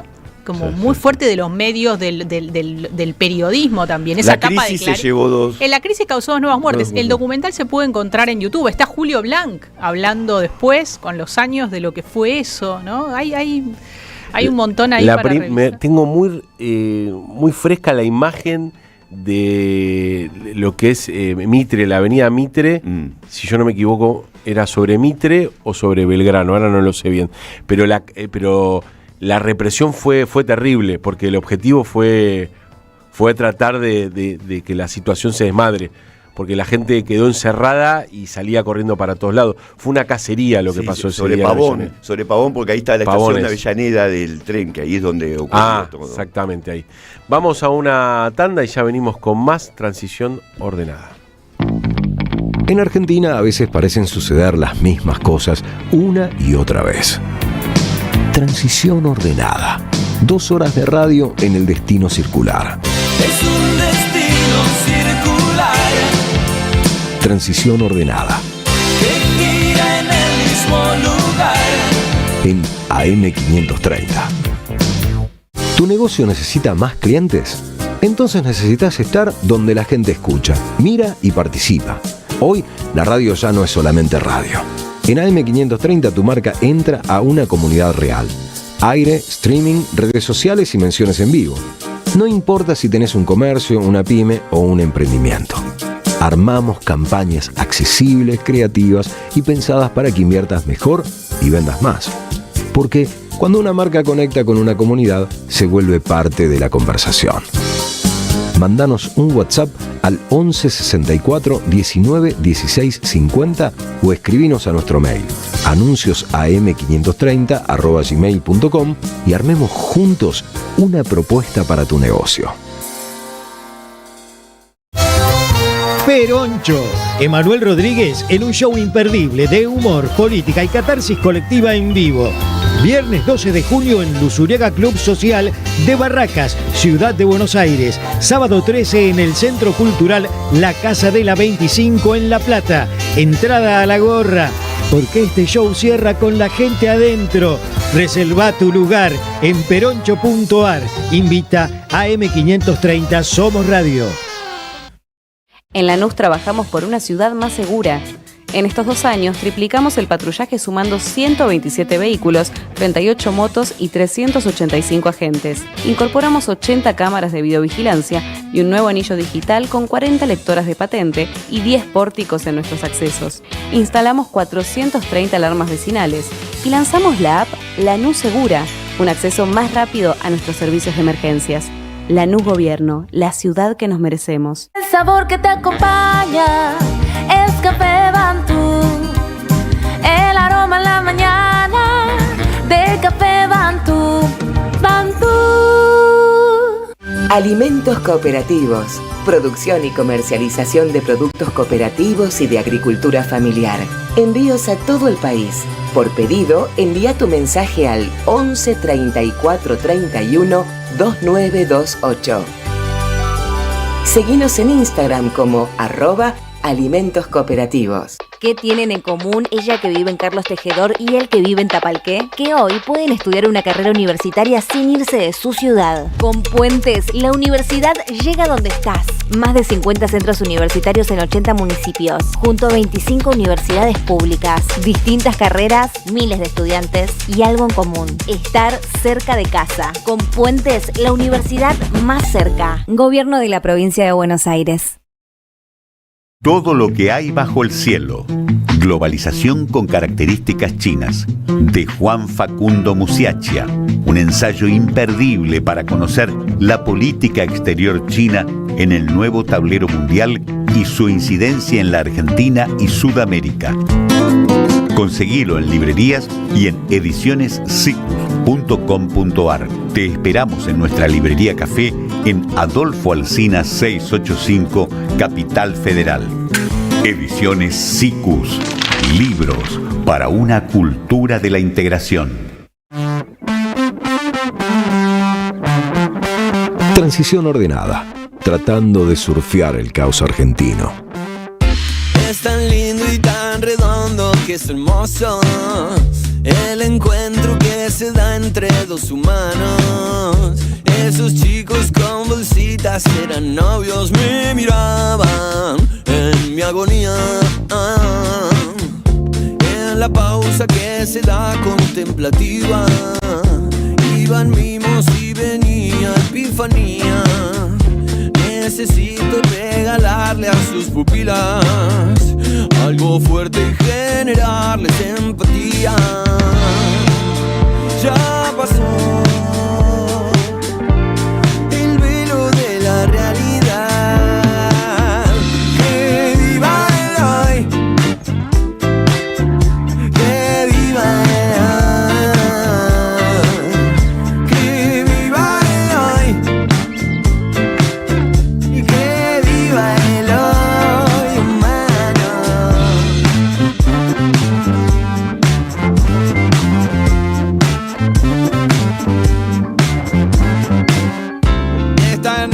Me rebota aunque lo intentes.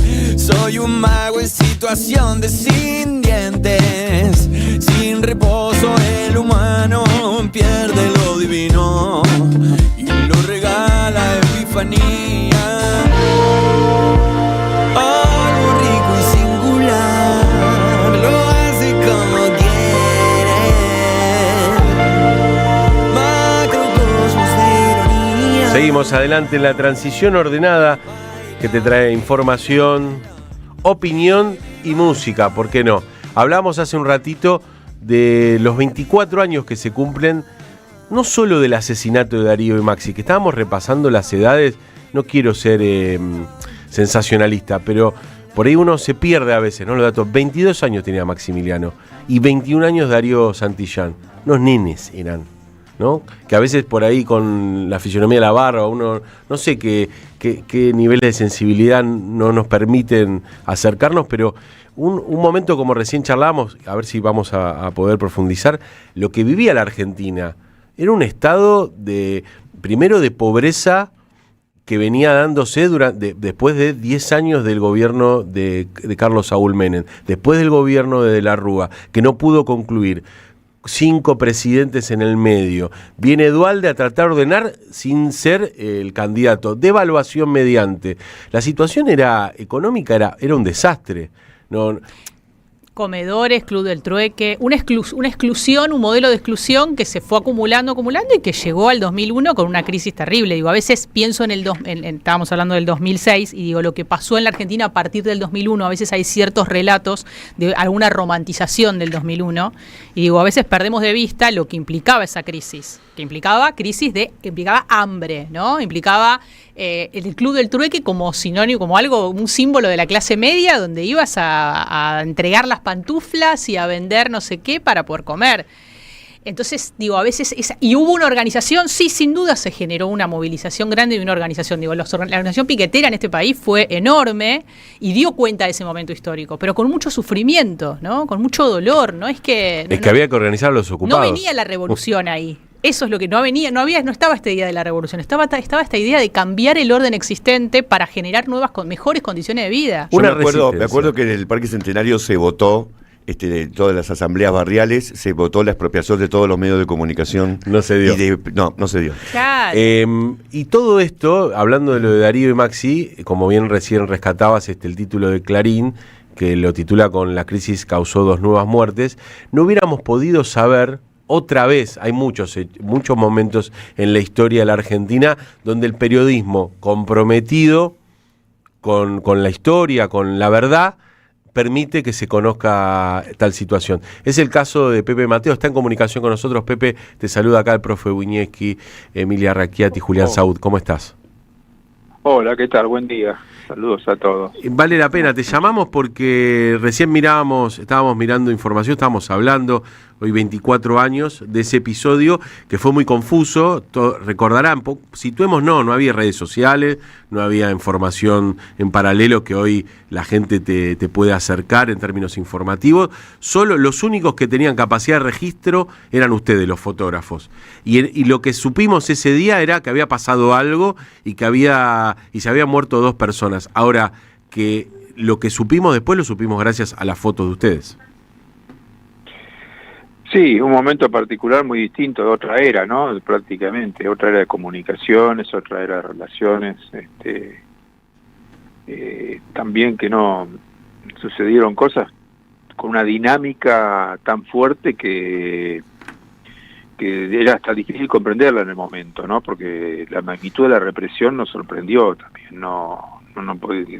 yo no podía entenderla realmente, no podía entender el sentido que tenía, porque después de la primera dispersión, que el objetivo era que las organizaciones no subieran al puente, que eso lo lograron enseguida, porque con los gases y los disparos lograron que la gente corriera a donde se pudiera. Después de eso la represión continuó y no te explicabas por qué continuaba la represión, por qué seguía la persecución después de la estación Avellaneda, después del puente Crucecita, como 20, 30 cuadras, persiguiendo a la gente que trataba de irse. No había otra cosa. Ayúdanos a situarnos en ese momento, en ese lugar. Vos decís muy bien, de lo que era la subida al puente Porredón a la estación Avellaneda, no son 2 cuadras, No, son unas cuadras largas. ¿Y por qué? ¿Vos cuál fue tu camino? ¿Qué estabas con la cámara y por qué caminaste hasta la estación Avellaneda?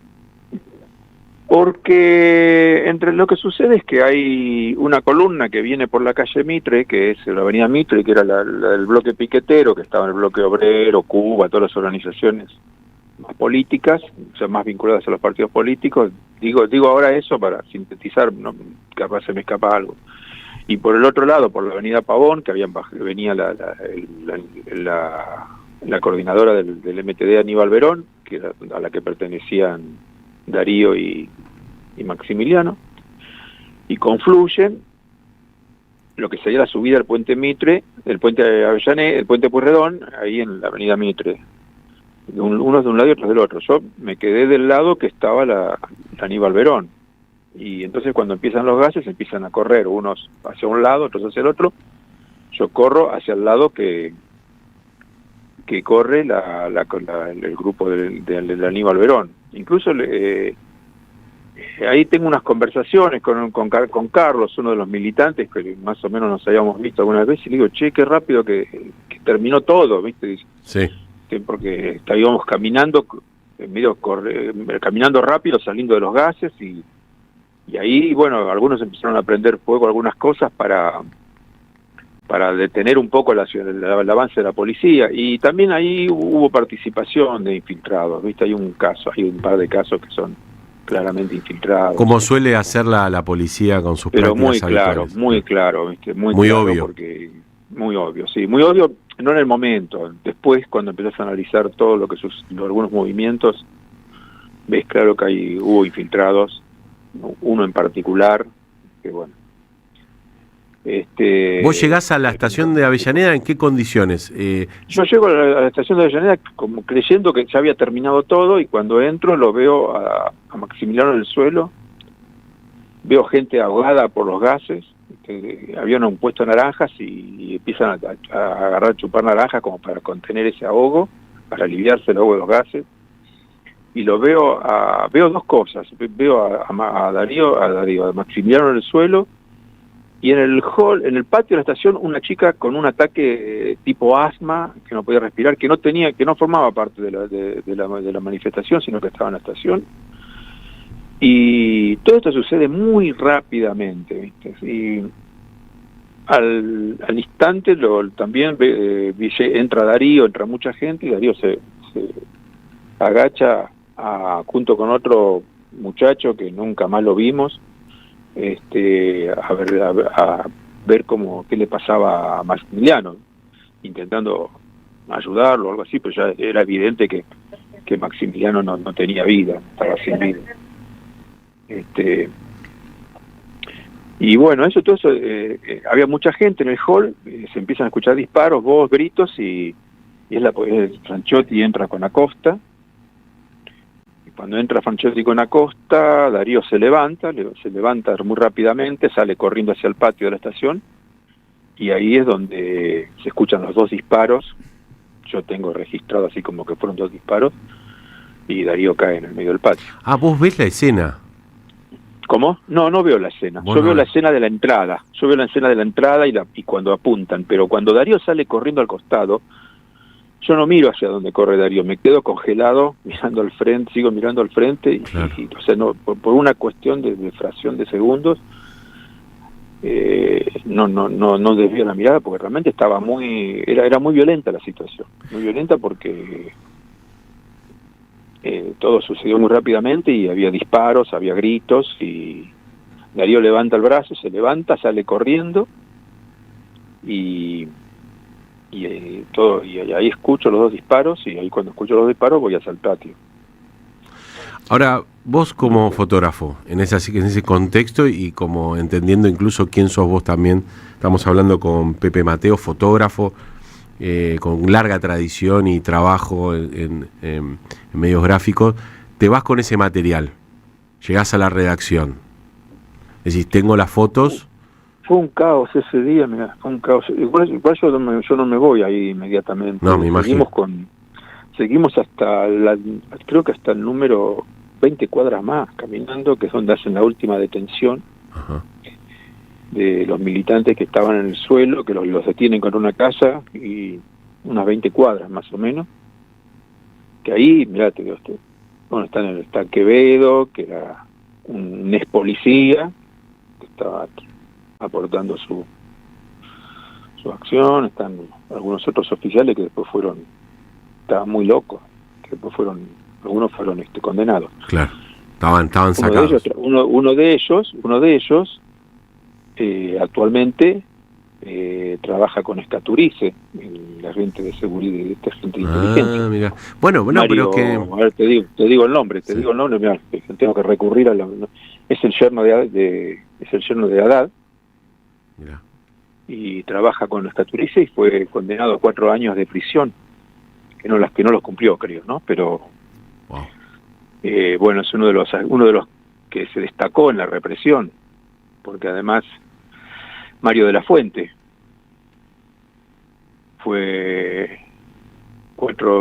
tuvo 4 años una condena de 4 años, y actualmente forma parte de estos trabajadores de la inteligencia del gobierno nacional. Te caen los nombres como flechas. Te escuchamos incluso el pensar y recordar. Es muy... Estamos viajando con vos, Pepe, pero déjame llevarte a cuando llegás finalmente a la redacción. ¿Qué pasa ahí? Cuando vos ves el material decís, che, mirá lo que tengo. Sí, yo casi que no tenía mucha conciencia de lo que tenía, de la gravedad de lo que tenía. Primero porque todavía estaba la represión se extendió mucho más. Yo me fui, después de esas 20 cuadras vuelvo caminando hasta el puente, hay un auto y me vuelvo. Queda otros dos compañeros, Sergio Goya y otro más, que cubren la represión en el hospital, todas las cosas que pasan. Cuando llego al diario está en la conferencia de prensa de Franchotti, donde le pegan una trompada en la oreja. Sí, recién hablamos. Está diciendo, que está diciendo que ellos no habían entrado a la estación. Yo cuando escucho decir eso, digo, pero este tipo está loco porque están en todas las fotos en la estación.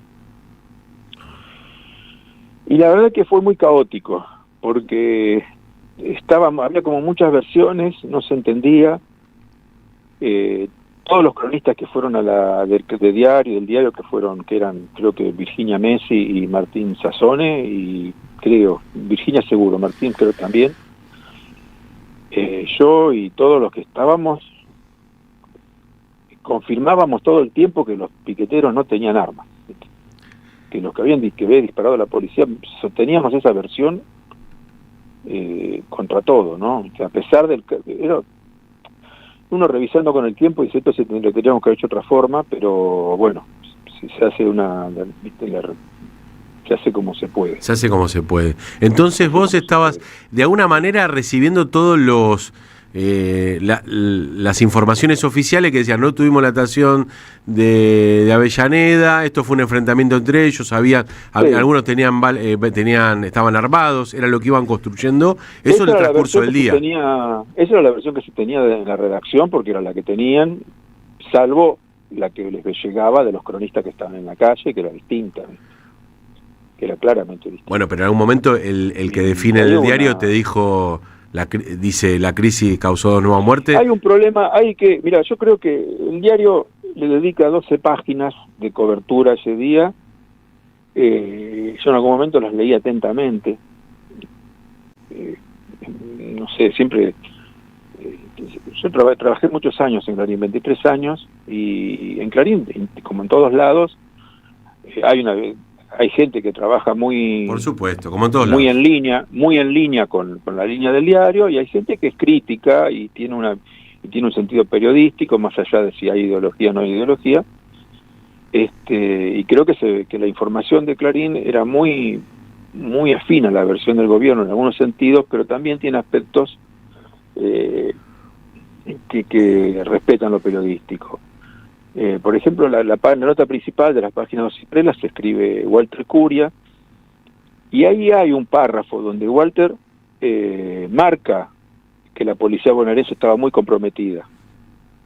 Claro. O sea, en esa nota, lo que falla, yo creo que sí, ese párrafo de que Curia escribe que la policía bonaerense está comprometida, lo hubieran puesto en la bajada de la tapa, salvaban la ropa. A ver, para que el que no entiende, o ya pasó mucho tiempo, esto sucede el 26 de junio. El 27 de junio, ¿a vos? Clarín publica la tapa que dice, la crisis causó 2 nuevas muertes. Pero ¿vos mostraste la foto y te dijo alguien, esta foto no la vamos a mostrar? Nunca nadie censuró ninguna foto. Bueno, está bien. Pero vos le dijiste, mirá, te digo la foto. No, te lo digo realmente. Con el cuerpo en la mano. Esa sale publicada. Esa sale publicada. Yo creo que esa sale publicada. Franchotti con el cuerpo de Darío en el kiosco sale publicada ese día. El 27 sale. El 27 sale. Perdón, Pepe, lo clave no es la secuencia, cuando ven toda la secuencia. La secuencia, qué sé yo qué decirte, la secuencia es clave, pero en el momento, generalmente no... Yo no salgo a defender la postura de Clarín porque realmente no me interesa. Lo que creo es que que tal vez falló algo porque hubo mucho apuro, pero yo creo que la falla más grave es no haber puesto la responsabilidad de la policía, porque que es lo que hace Página 12. Página 12 marca la responsabilidad de la policía. La secuencia creo que en cierto sentido se ve después, ¿no? Pero ¿qué te puedo decir? No, es todo un dato lo que decís vos, porque la fantasía es que la foto no fue publicada, pero vos confirmás que la foto sí. fue publicada, mira, yo es más, creo que en algún lado tengo en algún lado ese diario. Que refuerza aún más lo fuerte que son los títulos. Con foto y todo, claro. Vos podés ocultar con el título. Y también la potencia de la imagen y de un reportero, ¿no? Que tiene, mirá, que puede hacer esas imágenes. Acá lo encontré, mira, te digo. Bueno, Walter Curia escribe la página 3, hubo 2 muertos y más de 20 heridos en un choque entre policías y piqueteros. Mirá. 4 historias de un día trágico, una escalada de violencia que vuelve más frágil a la democracia. Esa es la nota de Julio Blanc. El recorrido de 3 horas de caos, un gráfico de ese día. Y acá está, en la página 10, hay una foto de Telam, que es de DIN, no de Telam, que es cuando empieza la represión, que Darío está en el suelo, está caído. Estoy yo corriendo por el costado. Y en la página 11 hay una foto que es el comisario Alfredo Franchotti con uno de los heridos. Todavía no se entendía bien quién era quién, pero es Darío. Y está la foto donde están arrastrando a Darío en el hall de la estación, con el cuerpo al lado del cuerpo de Maximiliano. Claro, porque una cosa es decir Franchotti... Eso está en la página 11. Claro. Pero Franchotti estuvo ahí, claro. Y otra cosa había sido el responsable material. Eso se sabe después, posteriormente al... También la historia se termina de armar al día siguiente. Claro. Es complejo lo que pasó. Incluso los que subimos... Hola, ¿se escucha, no? Sí, te escuchamos. Sí, incluso yo no pensé que este material, a pesar de la contundencia, tuviera una repercusión tan inmediata, pues estamos acostumbrados a un montón de dilaciones y de estrategias que ya habíamos visto. Los muertos de diciembre del 2001. Claro. 30 muertos habíamos visto en diciembre de 2001, sin ninguna consecuencia. Habíamos visto los muertos de cuando asume el gobierno de la Rúa en Corrientes. Entonces, teníamos una historia de muertes sin resolución, que uno dice, viste, bueno, son hechos políticos que se van derivando en otra cosa. Es la policía, es la policía que heredó todo el proceso de la dictadura militar. No. Sí, la policía y el pensamiento. Por supuesto. Qué sé yo, todo, ¿no? Pepe, gracias por abrirnos tu casa y la memoria para hablar a 24 años de lo que fue un hecho que conmocionó y marcó la historia argentina. Gracias por contarnos con tanto lujo de detalle. Un abrazo. Por favor, un abrazo y bueno, gracias.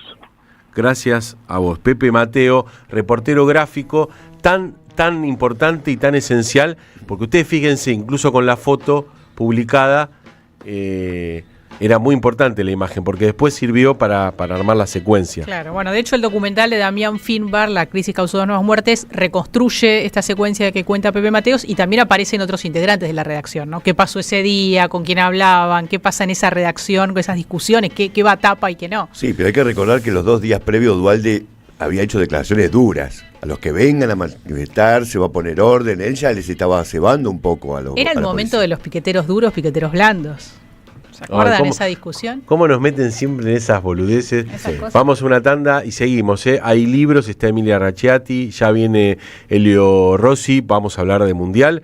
Ya venimos, hay más transición ordenada. Un día el bazar se cenó de elefantes. Y en pleno terremoto, un poco de radio.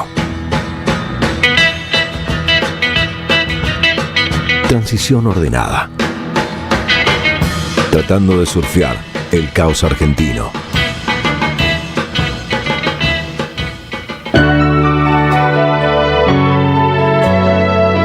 La soledad es un amigo que no está. Pero hay una radio que nunca se apaga. Nunca de morir. Porque no se puede ser feliz en soledad. Prende la radio. Prendete.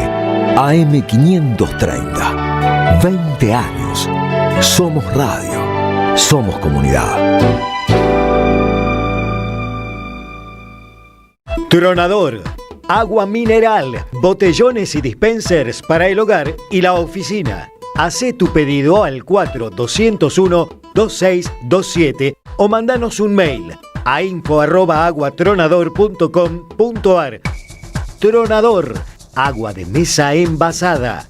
12 de octubre 632 en Avellaneda. 12 libros con las grandes plumas que escribieron sus históricas contratapas. Hellman, Sacomano, Eva Giberti, Feynman, Hugo Soriani, María Moreno, Fresán, Galeano, Horacio González, Dalmaceto, Bayer. Este domingo en tu kiosco el primer libro, Osvaldo Soriano. Compra opcional 25.000 pesos con página 12. Irse a la banquina no es necesariamente algo malo. Los viernes a las 21, AM530 busca otros caminos. La Banquina. Entrevistas, recomendaciones, nuevas tendencias y una agenda federal. Los viernes de 21 a 23, La Banquina. En AM530 Somos Radio. Buscamos la verdad. Siempre. 11-11, el periodismo con opinión que faltaba en la televisión. De lunes a viernes, 21 a 30, 11-11, por AR12, periodismo con opinión. ¿Qué tal? Comprensión de texto y contexto. Vuelve Contraeditorial. Un límite al discurso dominante. Dirigen Roberto Caballero y Gustavo Cirelli. La voz de la resistencia en medio del silencio la encontrás en www.contraeditorial.com. ¿Sabés qué le falta a tu carpeta de favoritos? AM530 somosradio.com. El nuevo portal de AM530, con un menú diferente en la agenda informativa de la Argentina. Noticias, información exclusiva, análisis de lo que pasa aquí y en el mundo. Grandes momentos de la radio. Entrá a am530 somosradio.com. Una isla en el gran océano de la red. AM530. Somos redes. Somos radio.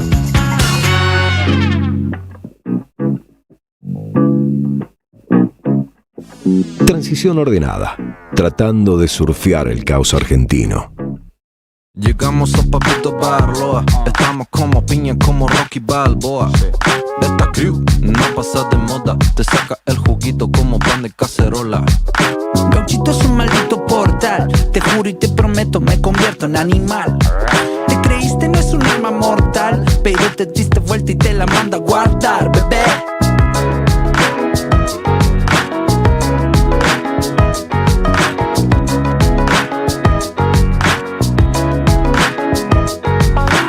Paso ya te saca la quietud.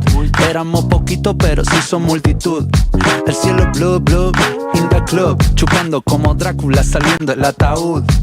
Hey yeah, olé, amiga. Nos volveremos modernos o contemporáneos. Gauchito Club. Mirá cómo suena, Emilia.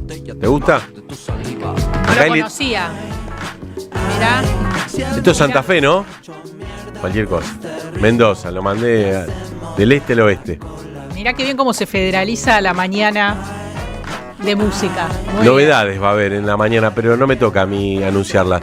Usted sí me va a dar novedades porque la literatura saca y saca. Mirá que está caro el papel, mirá que está caro comprar libros, pero hay gente que insiste y quiere leer. Así es. Quiere leer, están las bibliotecas, que son una gran, son grandes aliadas de este momento, y las librerías de usados. Siempre está bueno recordar eso, que hay muy buenas. Volvamos al usado. Pero sí, claro, ¿por qué no? Por supuesto. Y también aquí esto que decían, bueno, ¿cuándo regalás el libro? Si te gusta a vos, si le gusta al otro. También después se lo pedís. Che, ¿lo pudo leer? ¿Te gustó? Si no lo leíste. Si regalás algo que vos decís, che, esto lo regalaste para leerlo, reconocelo. También puede pasar. O antes de regalarlo, leerlo. También. Yo recuerdo un libro que leí y después lo regalé. Éramos tan pobres. Sí, lo he hecho. La verdad que lo he hecho. Bueno, vamos a empezar con, hoy traje, son libros que tienen en común, libros de autores latinoamericanos contemporáneos.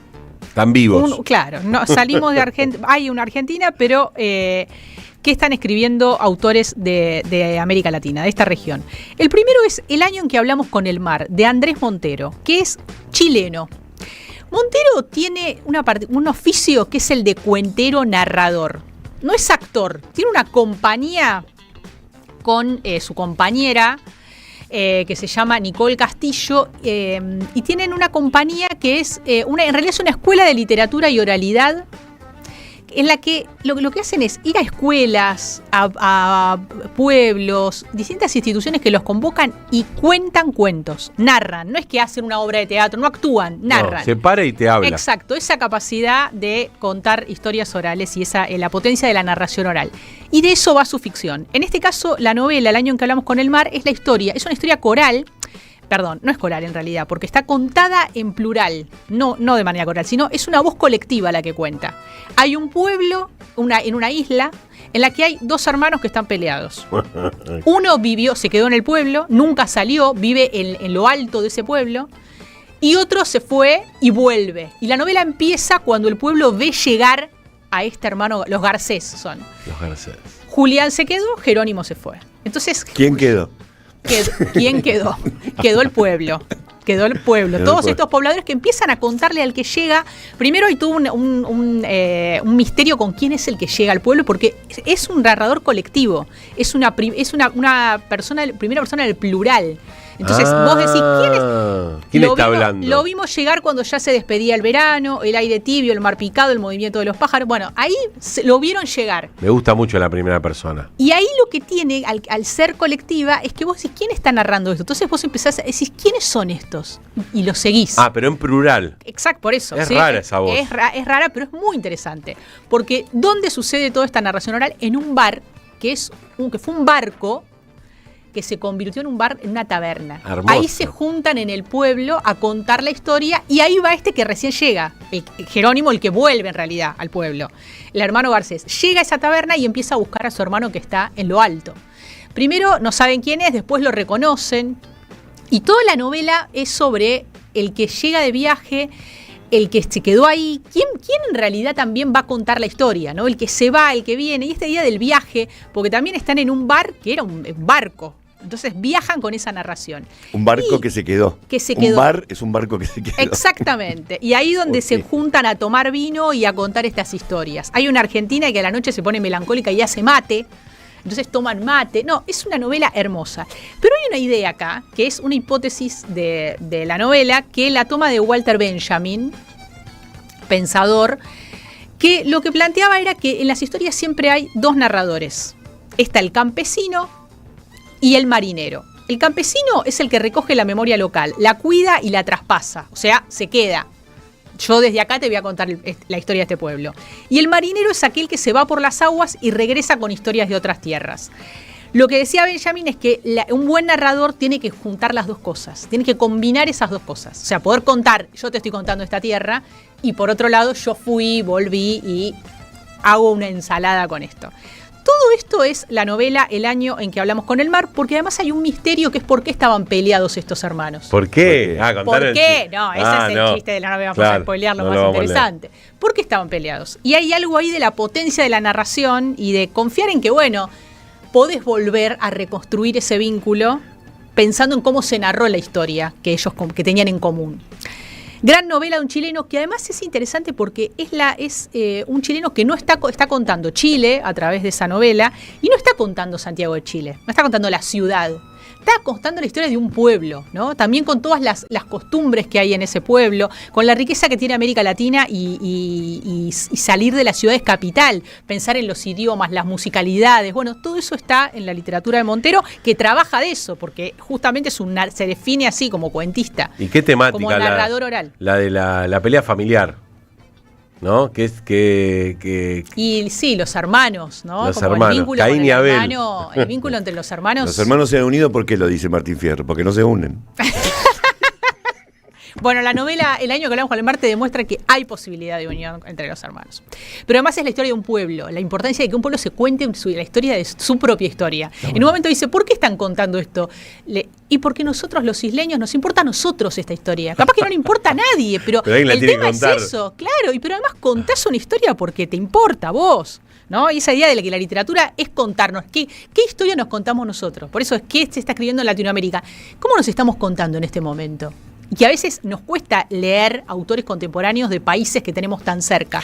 Bueno, es que algo seguimos en el velatorio del indio, de lo que más resonaba de la gente que le preguntaban es, el indio me habló a mí, el indio me habló al oído. Me habló al oído, o sea, estaba...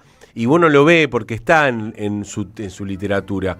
El tipo de tratar de esto, que hay un personaje, que hay un tipo que te está contando el barrio, pero hay uno también que se fue y volvió y que te tira un consejo. Digamos. Esta cosa que vos decís... Sí, la combinación entre el campesino y el viajero, el marinero. Y si no, no es real. Y si no, no hay magia, no hay quien te quiera escuchar. Claro. La segunda es Alma Oscura del Alba, de una autora boliviana, Giovanna Rivero. Giovanna Rivero nació en Bolivia, hace algunos años que vive en Estados Unidos, pero va todo el tiempo a su país natal. Y en este caso es una novela que está contando la historia de una migrante boliviana que llega a Estados Unidos a enseñar español. ¿Y dónde lo hace? Lo hace en una comunidad en la que están peleando justamente contra la llegada de una empresa que se quiere instalar para arrasar con los recursos de esa comunidad, con un río específicamente. Digo, hoy que estamos con la privatización del río Paraná, viéndola pasar, ¿no? La noticia de 25 años de entrega de un río Paraná al que la poesía de este país, la música, la literatura le ha escrito. Bueno, en ese contexto esta novela lo que está contando es cómo una comunidad nativa de Estados Unidos, una comunidad indígena, está resistiendo la llegada de una empresa canadiense que quiere arrasar con el fracking. La mirada es la de una migrante, entonces también es como alguien que desde Latinoamérica cuenta a Estados Unidos, no el Estados Unidos que conocemos y no las grandes ciudades, ¿no? Sino qué pasa con esas comunidades, los otros dentro de Estados Unidos. La protagonista es esta docente que llega a dar clase a esa comunidad y que se encuentra con quienes están luchando ahí. También hay una discusión sobre las generaciones, ¿no? Ella conoce a dos hermanos y el hermano que tiene más o menos la edad de ella, entre 30 y 40, podemos decir, es el que está en pleno lucha efervescente organizando esta comunidad contra esta empresa. Y hay un joven, que es el que ella tiene de alumno, que está escribiendo. Y hay una discusión ahí, la autora dice en algunas entrevistas que ella no quería darle la responsabilidad al pibe que está estudiando, al adolescente, ¿no? Al más joven, de tener que querer cambiar el mundo con todo, porque las condiciones no son esas hoy. Porque hay una cosa partida en esta juventud también, ¿no? De sostenerse en ese día a día. Entonces le dio esa responsabilidad a esa generación. También está la angustia existencial de esta docente que hace terapia con una argentina que vía por videollamada desde Caballito, desde el barrio de Caballito, hace terapia con esta docente. Tenía que ser con una argentina. Y en el barrio de Caballito. Buenísimo. Desde Caballito. También esta idea de hasta dónde te acompaña la terapia. Hay todo un a mí me parece que tu mamá, tu papá... Claro, pero no, porque en realidad también hay una reflexión sobre la terapia como un momento que llega hasta ahí. Hay una búsqueda acá ancestral. Es una novela que te propone también un viaje donde no todo tiene una respuesta, no todo dolor lo vas a solucionar en la terapia. A veces te acompaña hasta un momento y después ese dolor sigue. Y es también un poco contra esta época donde todo dolor hay que pasarlo rápido. Bueno, ¿qué pasa con eso? Con la comunidad y con esta docente. Alma Oscura del Alba, segunda novela de Giovanna Rivero. La primera es editada por La Pollera, que es una editorial de Chile que se consigue en la Argentina. También pensando en esto, editoriales que se pueden de conseguir. Latinoamérica que están acá. Y la segunda es de Marciana, que es una editorial que la edita en la Argentina y salió por otro sello en Bolivia. Y la tercera es de una argentina. Tercer libro de cuentos, Hermosos Caminos Planos, de Olivia Gallo, editado por Blati Ríos. Acá no es el primer cuento de Gallo, tiene novela publicada anteriormente, cuentos, tiene un libro sobre cartas. Ella es una trabajadora de la industria editorial, podemos decir, y tiene cuentos en donde la particularidad es que, o lo que tienen en común estos cuentos, es la idea de cómo hay un día a día en el que a veces el diálogo, el encuentro con un desconocido es clave. Tenés el mayor encuentro con un desconocido. Hay un cuento en el que, por ejemplo, hay una pareja que la está pasando, que está en un momento de crisis. Domingo a la mañana él se va a jugar al fútbol y le dice, llego tarde. No sé a qué hora. y se va a tomar una cerveza a un bar y encuentra en el diálogo con el mozo del bar un encuentro de conversación y de entendimiento, que es un tipo desconocido y donde está la plena conciencia de que es con ese desconocido con el que puede decirle cosas que a otros no le puede decirle que no quiere llegar a su casa, que la verdad que está ahí porque no quiere llegar a su casa, que no sabe qué quiere hacer, que esa relación se está yendo, se está cayendo. Bueno, y así sucesivamente. Después, hay que estar abierto para hablar con un desconocido. Sí. Porque uno a veces quiere no me moleste. Y cada vez estás menos abierto para hablar con un desconocido. Definitivamente. Cada vez vamos por la calle como... De hablar, aparte uno conoce gente en las redes, no conoce gente en la calle. Incluso ha perdido la técnica de si uno quiere empezar una conversación, hay un montón de preámbulos que ha perdido. O sea, o no quiere pasar por un pesado, o hay que tener algún tipo de tips para poder hablarle a alguien y no parecer un violador.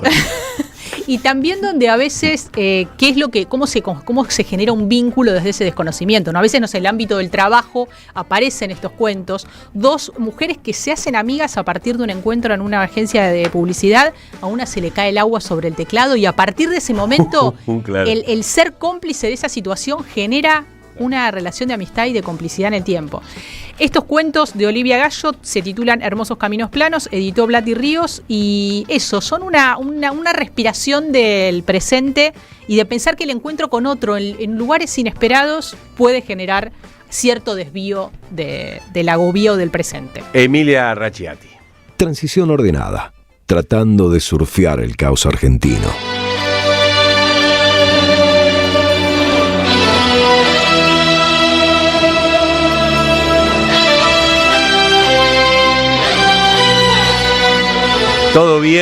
Todo bien con la realidad, pero a mí déjeme con el fetiche del Mundial. Sí. Ayer me estoy viendo todos los partidos. Está con nosotros el señor Pipo Rossi. Ayer me quedé hasta la 1 de la mañana mirando, no sé qué ya que Paraguay, Australia, aburridísimo.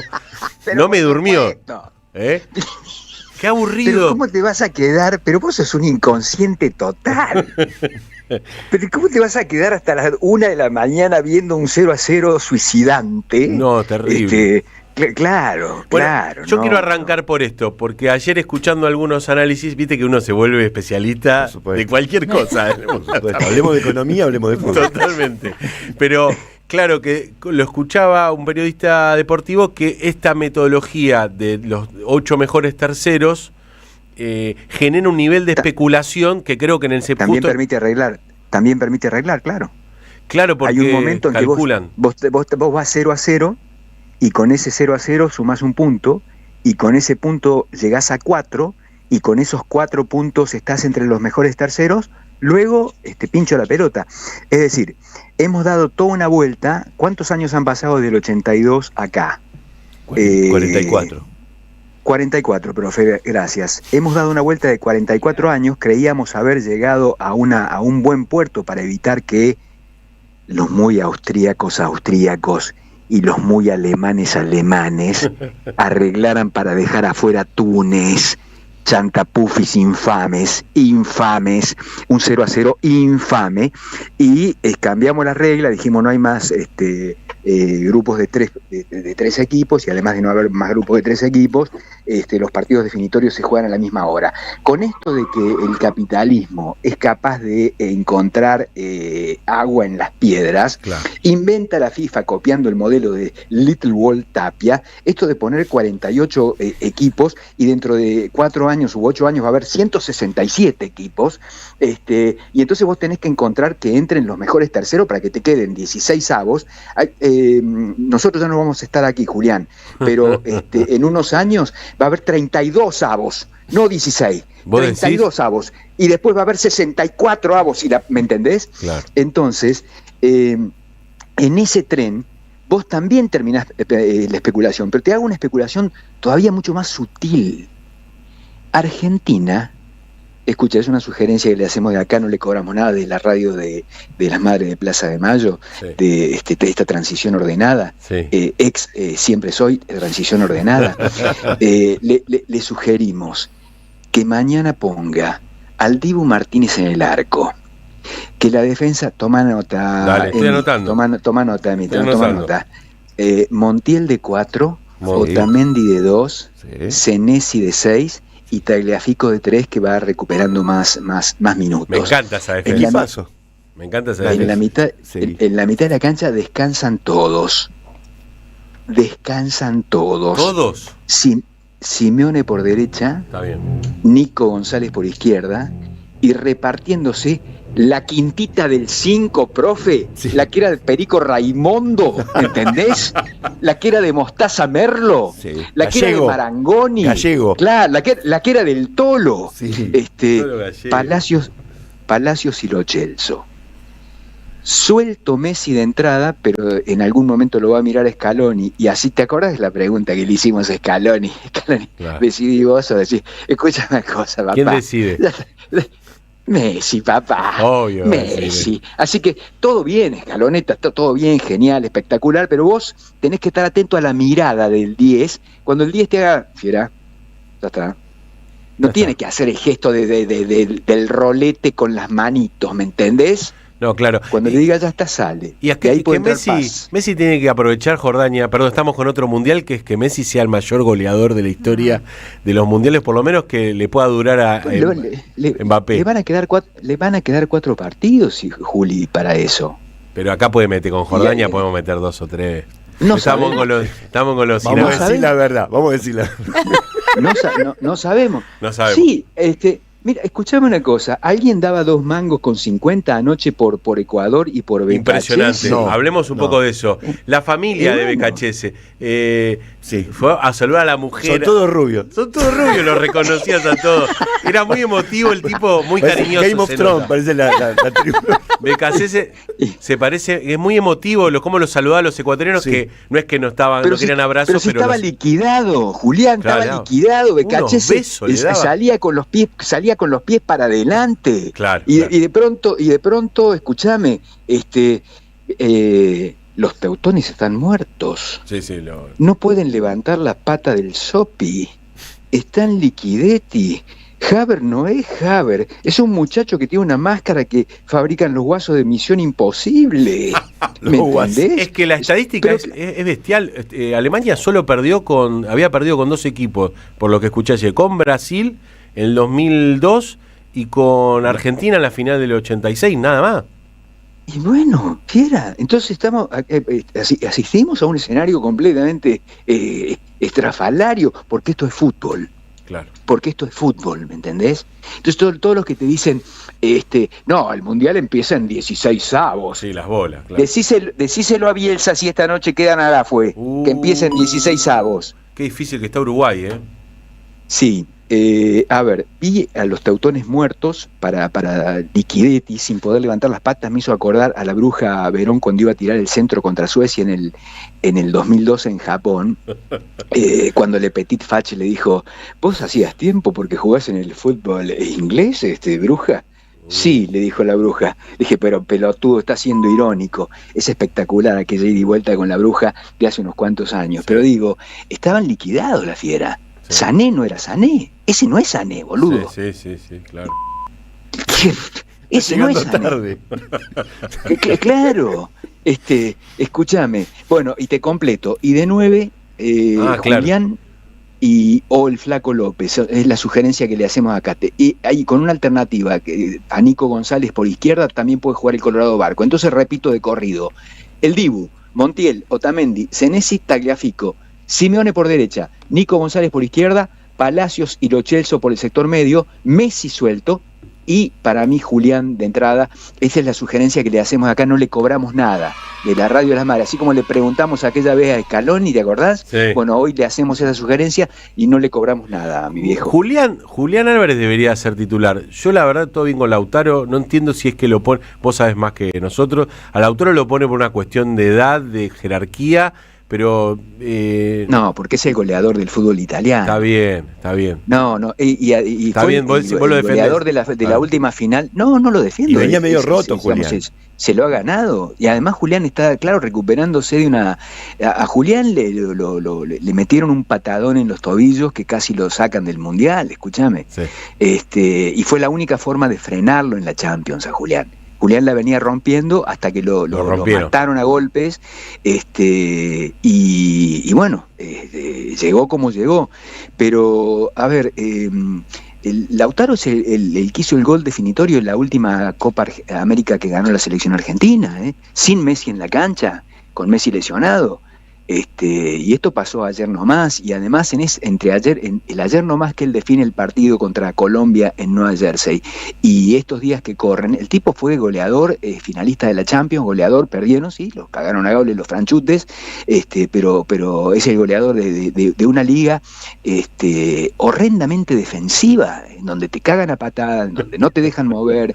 Estoy hablando del italiano, de la italiana, y es el 9 del Inter. No, yo creo que él se ha ganado el lugar. Después vos me decís, a mí me gusta más la Araña, perfecto, dale para adelante. A mí te puedo decir otro, prefiero a Lautaro, y qué sé yo, que tiene el arco cerrado. Bueno, si todos los goles lo hace Messi, boludo. Claro, terrible. Todos los goles también lo hace Messi. Con ese compañero de banco, claro, te hace todos los goles.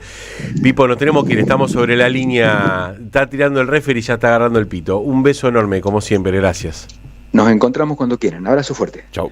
Pipo Rossi pasó aquí por la transición ordenada. Bueno, hoy a las 4, yo estoy pensando solo en el empieza el día.